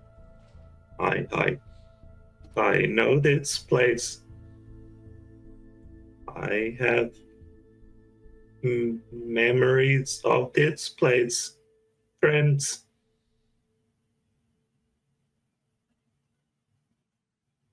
It'd be I like how helpful if we suspicious dive a little everyone's bit deeper. Sorry, Tom, you go. You might start to know some of the passageways later on. The places you've been here. That'd be good. I do not know. I know we've recently just had a bit of a break at the Wizards of Wines for the evening, but I don't know about anybody else, but I'd like to maybe make a toast to those who aren't here with us at the moment, if anybody would like to join me. I think, and I mean no offense to Grinner when I say this, but I think any opportunity where we come across some form of alcohol, we need to at least take one drink. I don't know what that means. Yep, I'm always up for a brief revel pit stop.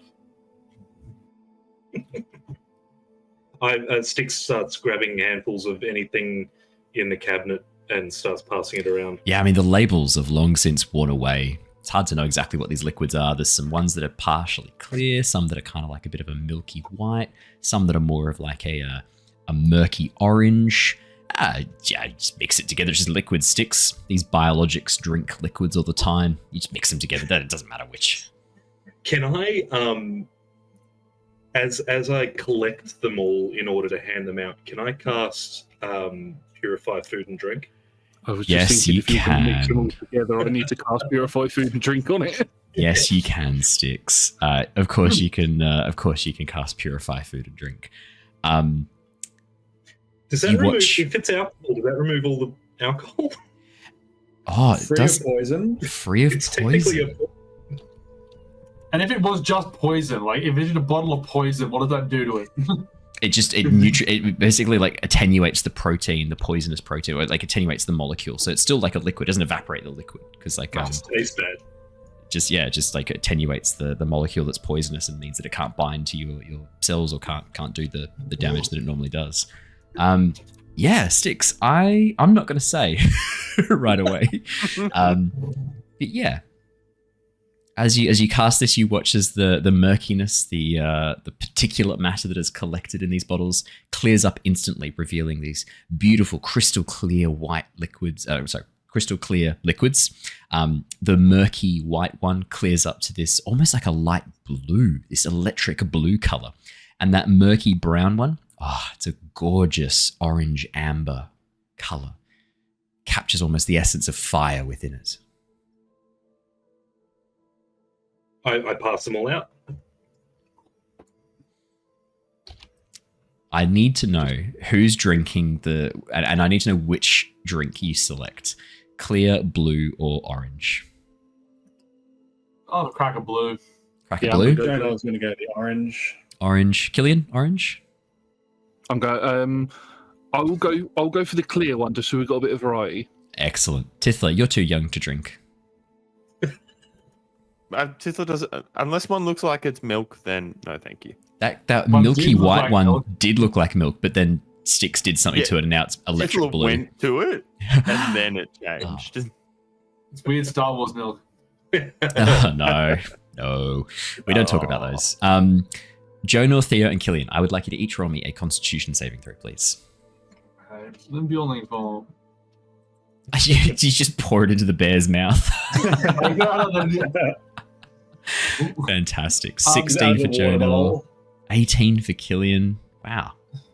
You guys are rolling pretty well. Is it a spell save by any chance? It's not a spell save. There's no spells here. 13. Yeah, we've all travelled around with Grinner enough. I think we should all have advantage on alcohol checks. As you drink these liquids, Killian, you went for the clear, correct? Yeah. Yeah.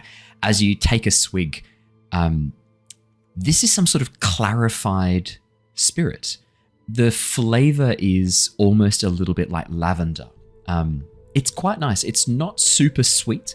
It's almost got this kind of like a herbal herbal kind of flavor to it with this lavender overtone. It's quite nice. It's probably not something, given what you've sort of selected as drinks before in bars, it's probably not something you'd go for every time, but as a once-off little treat, it tastes quite nice. And you feel that burn of alcohol down your throat as you sip this.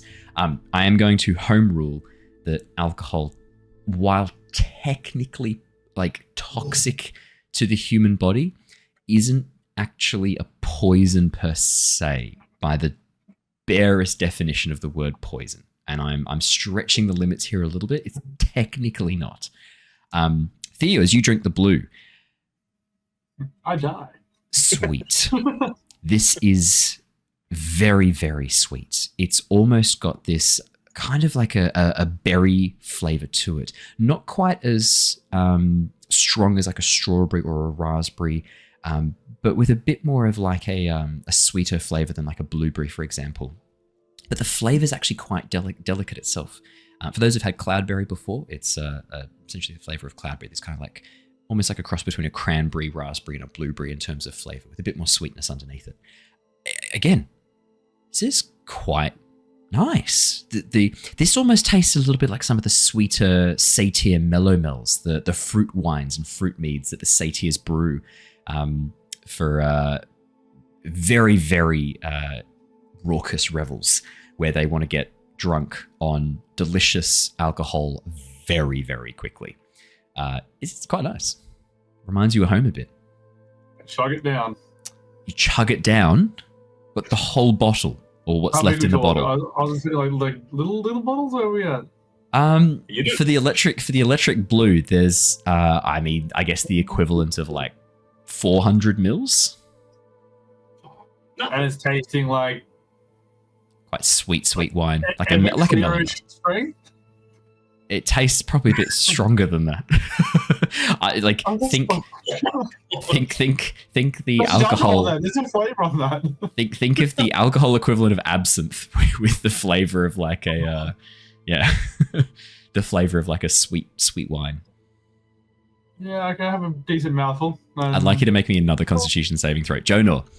As you take a sip of what at first I guess to your mind looks a little bit like a brandy or a whiskey. This is almost spicy in a way, not with like a chili spice, more like a cinnamon kind of spice. This like warmth and heat.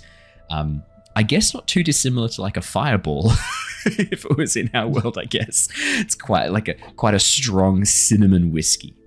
There's other flavors in there too. There's nutmeg, allspice. It's got this sort of like complex flavor profile, not too dissimilar to like an apple pie in terms of the flavors, but cinnamon is absolutely the strongest flavor here. The apples is very subtle.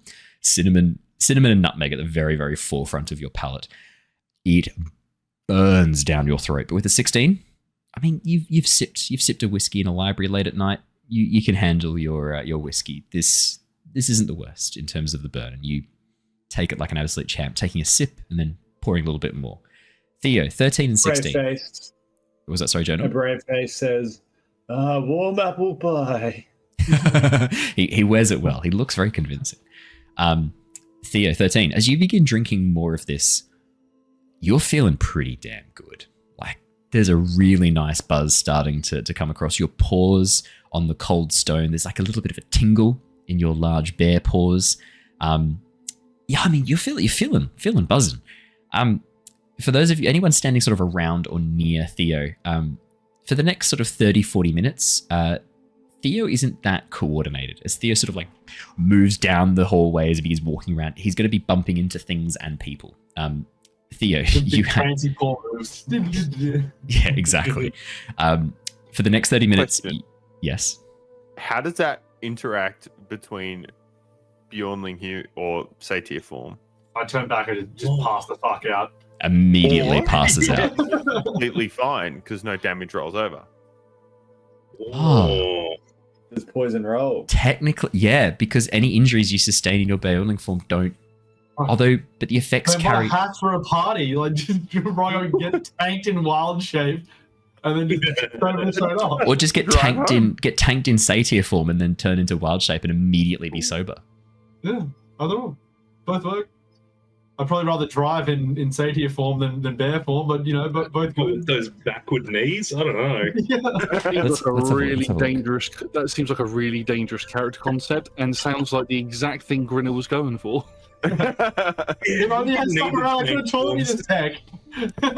I'm gonna see if there's any ruling about like conditions being passed on. Yeah, a poison and things like that. Although we did determine it's not a poison. Yeah, I know. Just to sort of understand the theory of it. I'm just giving you a hard time. I know. Which means lesser restoration doesn't work on it. Oh. What's Okay. the wording on that? It looks like things actually do carry forwards, physical things, physical and mental. So I would say that it's the bear's liver is going to be better. No, is it though? Bears haven't been exposed to alcohol evolutionary Stress wise. tolerance got a lot bigger. Yeah, it's a lot bigger on the liver. I reckon bears eat fermented fruit they find in the forest. for They sure. do, and honey too as well. I also Yeah, think that pre-made. between I'm also a wild fake shape and polymorph though. Is what polymorph is you become a different creature. Yeah. Wild shape is your body just morphs into it. So it just Yeah. means that True. Theo's liver just gets bigger. Yeah. And to that point, Theo loves a revel. Like that Bjornling knows what's up. That Bjornling that seems liver has scarring. It's to roast, yeah. Yeah. Yeah, okay. In that case, then, I'm going to rule Theo, you are a drunk bear for the next 30 minutes. I don't know. Turn back. I'm out. Yeah. You just like collapse. Switching off a line. Well, that was me angling for a short rest. At least we've got that now. Anyway, I would just like to. You can take this as a short rest. You guys can take this as a short rest if you'd like. Absolutely. I would like to propose a toast to absent friends. And I'll lift Theo's arm up and clink the bowl. Who is Grinner? Grinner was he was a passionate is. man. What are you talking about? Was Yeah. He was. Sorry, he's always been around me. it is? You just said was again. What have you given up? I on can't him? help you, Tom. I mean, I'm not you know, helping you with traveling. this. In our traveling days, I meant You're on your own. pre Stradland. I mean, we traveled together in pre this Misty Land is what I was talking about, Tithla. Oh, okay. Okay. It seems convenient. I'm going to use it. I'm going to say he's an enthusiastic man. Don't you mean was? That's you can use that word if you want. He was a companion of yours. Yeah, he is. He's just gone walkabouts for a minute, but he'll be back. Where did he go? He has that's- a habit of wandering off on his own, and usually he comes back to us, but he hasn't yet. Oh. Okay. Yet though, he'll be back. He's very All strong. right. I cannot drink, but I will cheers to your friend. Just pulls out He'd appreciate that. That's for Gin. sure. of water to cheers. Have we installed a corkscrew into Dix's extendo arm yet? I assume we're going to use him as a He's got a bottle Swiss of Army knife. Surely that's one of the Blinsky. main accessories. Yeah, I reckon Blinsky would have put that in the thumb for sure. So we got one thing is a party popper, another is a flask. Yeah, we've got a very sad little party. Inspector Gadget thing going on. That's right. Yeah. Good stuff. Yes. Anyway, so he is our friend. Yes, and I'm going to click the short rest button. Perfect. This Yeah, you may all take a place short rest. Was Ah. filled with We'll stay on light. edge and watch. Guard, sorry. What was that? Sorry, Styx? I'm just as everyone's kind of having their drinks and cheersing for Grinner and saying things. Styx is kind of still having those flashbacks to the weird semi-memory that he's had of this place. And he's, I think, feeling a little bit disconcerted by that whole concept and the fact that there's these half memories that he can't quite grasp and doesn't know what to do with, and having that kind of overlaid with this dilapidated building and everything falling apart, it's kind of really throwing them off. It's almost like he's living in these two worlds at the moment, and it's really kind of fucking him up a little bit. And he's, I think, just going to be staring around, looking at things, and absent-mindedly saying, "This place was filled with life and joy. Where is everyone?" It seems the times have not been kind to this place, and the darkness that the mists bring has taken its toll on places that were probably once beautiful. Styx. Hello. Hi, Tithla here. When we were talking about, find the lights here, did that mean anything to you since you've spent some time here in the past? Was it one light or many? Yes, great question. Thank you. Lights plural. I will have to roll for that. What do you mean roll?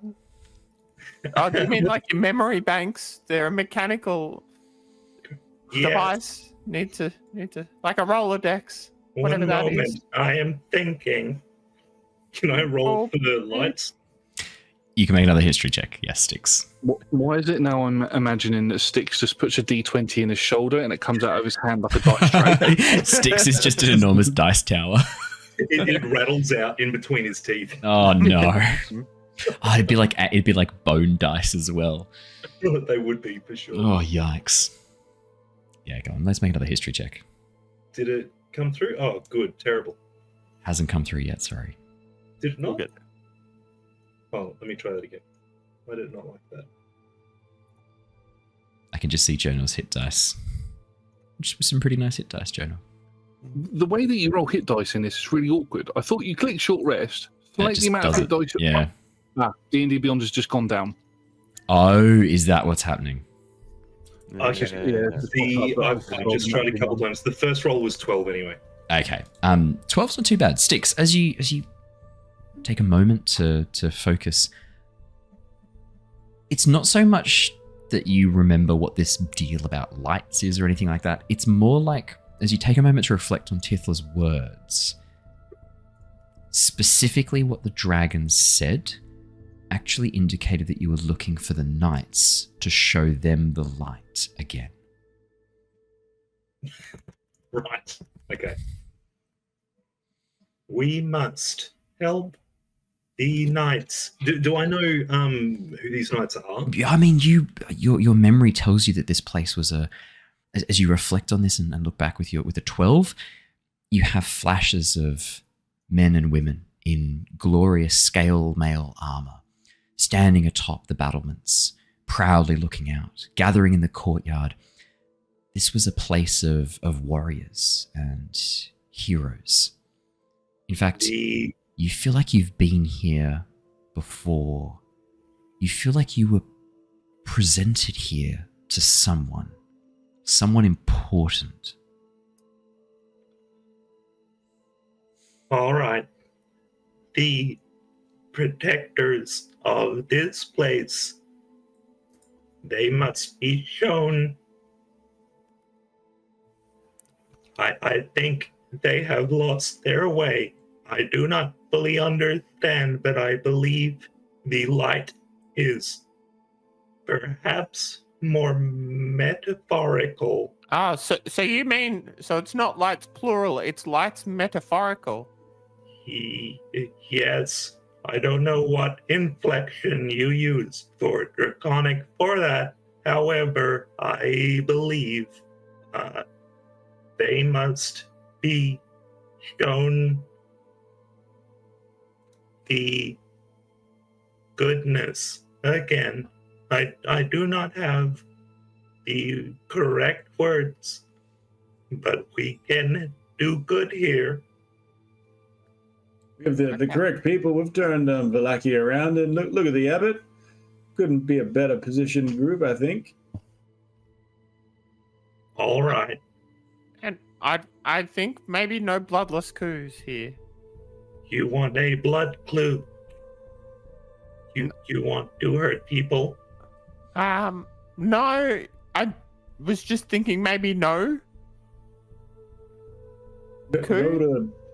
No coup. No blood. I think. What if we went with go for the Q? What if we put that together like go Q? Tithla, what are you on about? You've not had any of this drink, have you? What are you talking about? I'm just trying to fit in with my friends.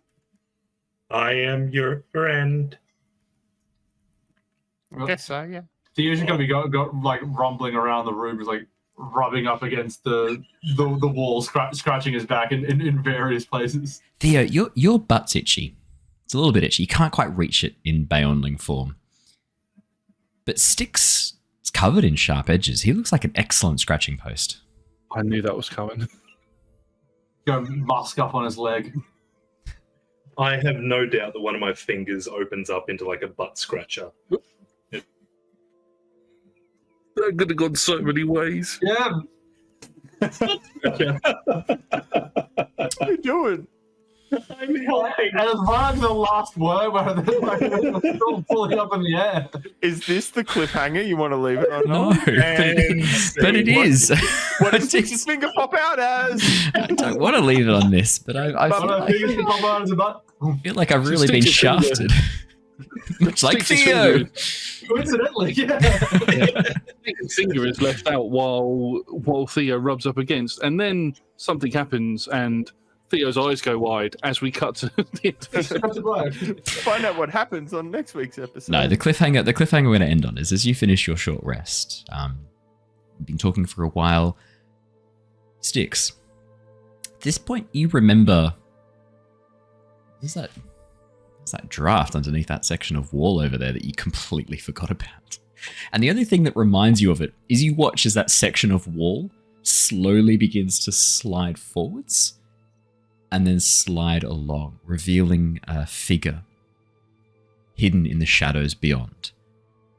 And as this figure steps forward, that is where we're going to wrap up for tonight.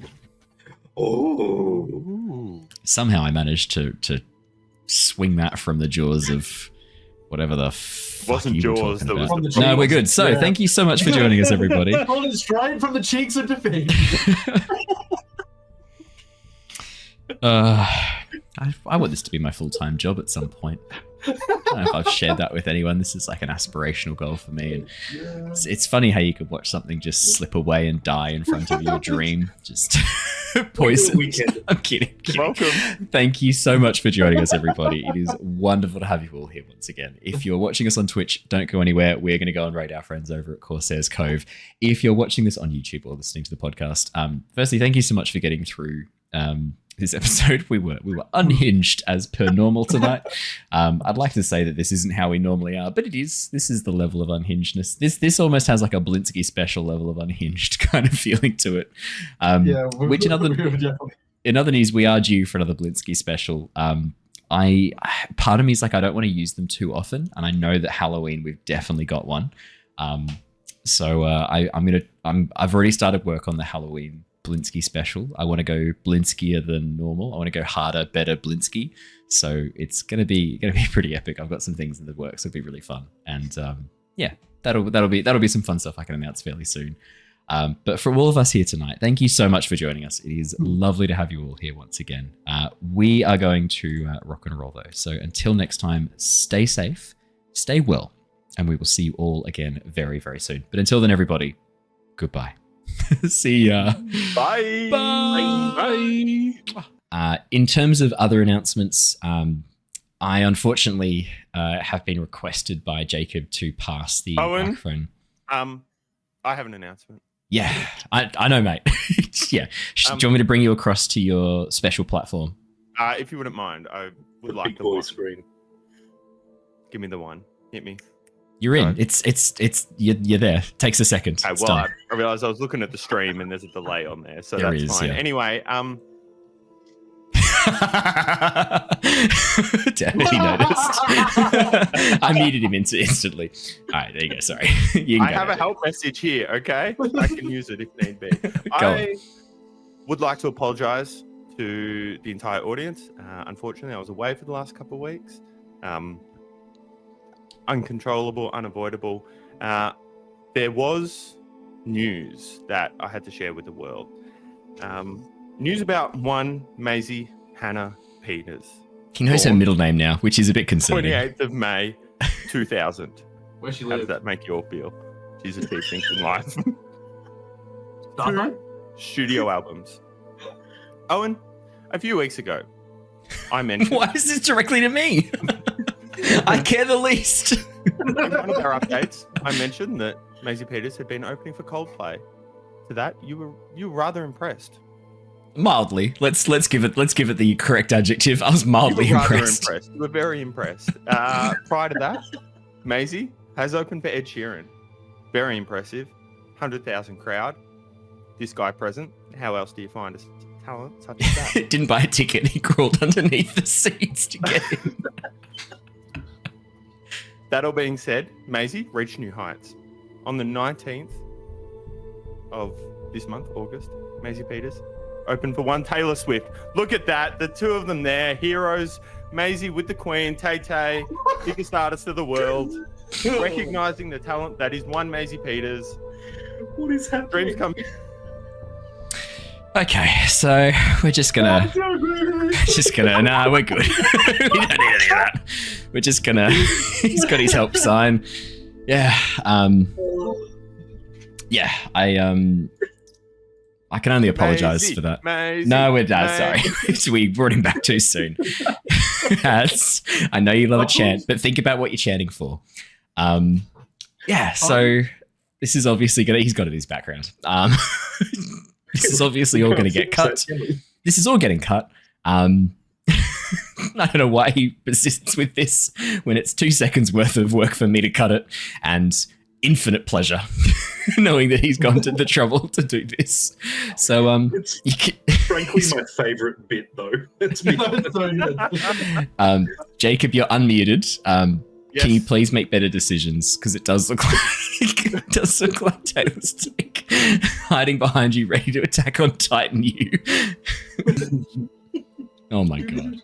This is I am gonna cut this. For real, I'm gonna cut this because absolutely fuck Jacob. It's a great update.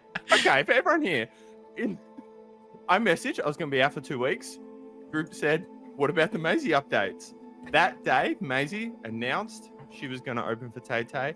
I responded, Hang on, are you saying these two guys. events were linked? You not I'm being saying here there and was big. big news, guys. Nobody acknowledged the big news from Maisie. I had to come in hard and strong today, announce it, let you all know, update you, get You up didn't to have speed. to. You're welcome. You did not have to do This this. is a public service I'm providing.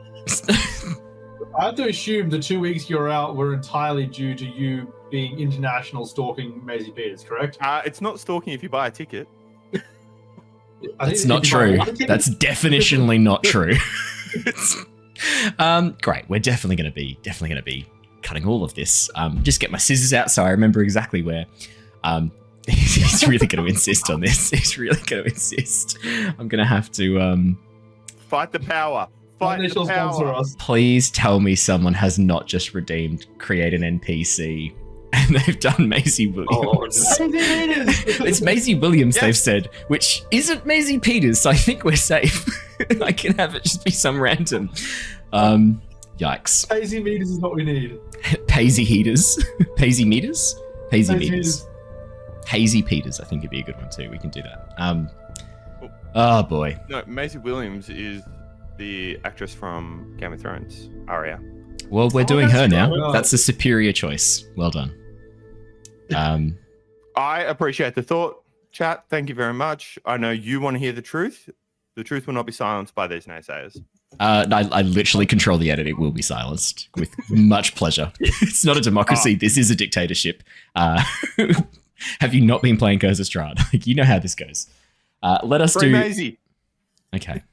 Maisie. Let us do our recap. Tom's out. I don't blame you, Tom. Let's do our recap. If this is the first time you're joining us, I can only apologize and promise that there is context to this, but it's going to require quite a long replay of the past, 70 episodes? So go over to YouTube, go to episode 0, work your way forward. That's right. That's it, exactly. I'm going to keep that bit in. Let us do our recap. We players won't do that, but you viewers should. I'm just going to have to just do this whole thing redubbed by myself. I'm just going to try and do your voices and redub them all. It's going to be Could you please, fun. though? Yeah, you don't understand how little time I have this week. I don't even know if I've got time to edit this tomorrow. So this might be a bit late coming up.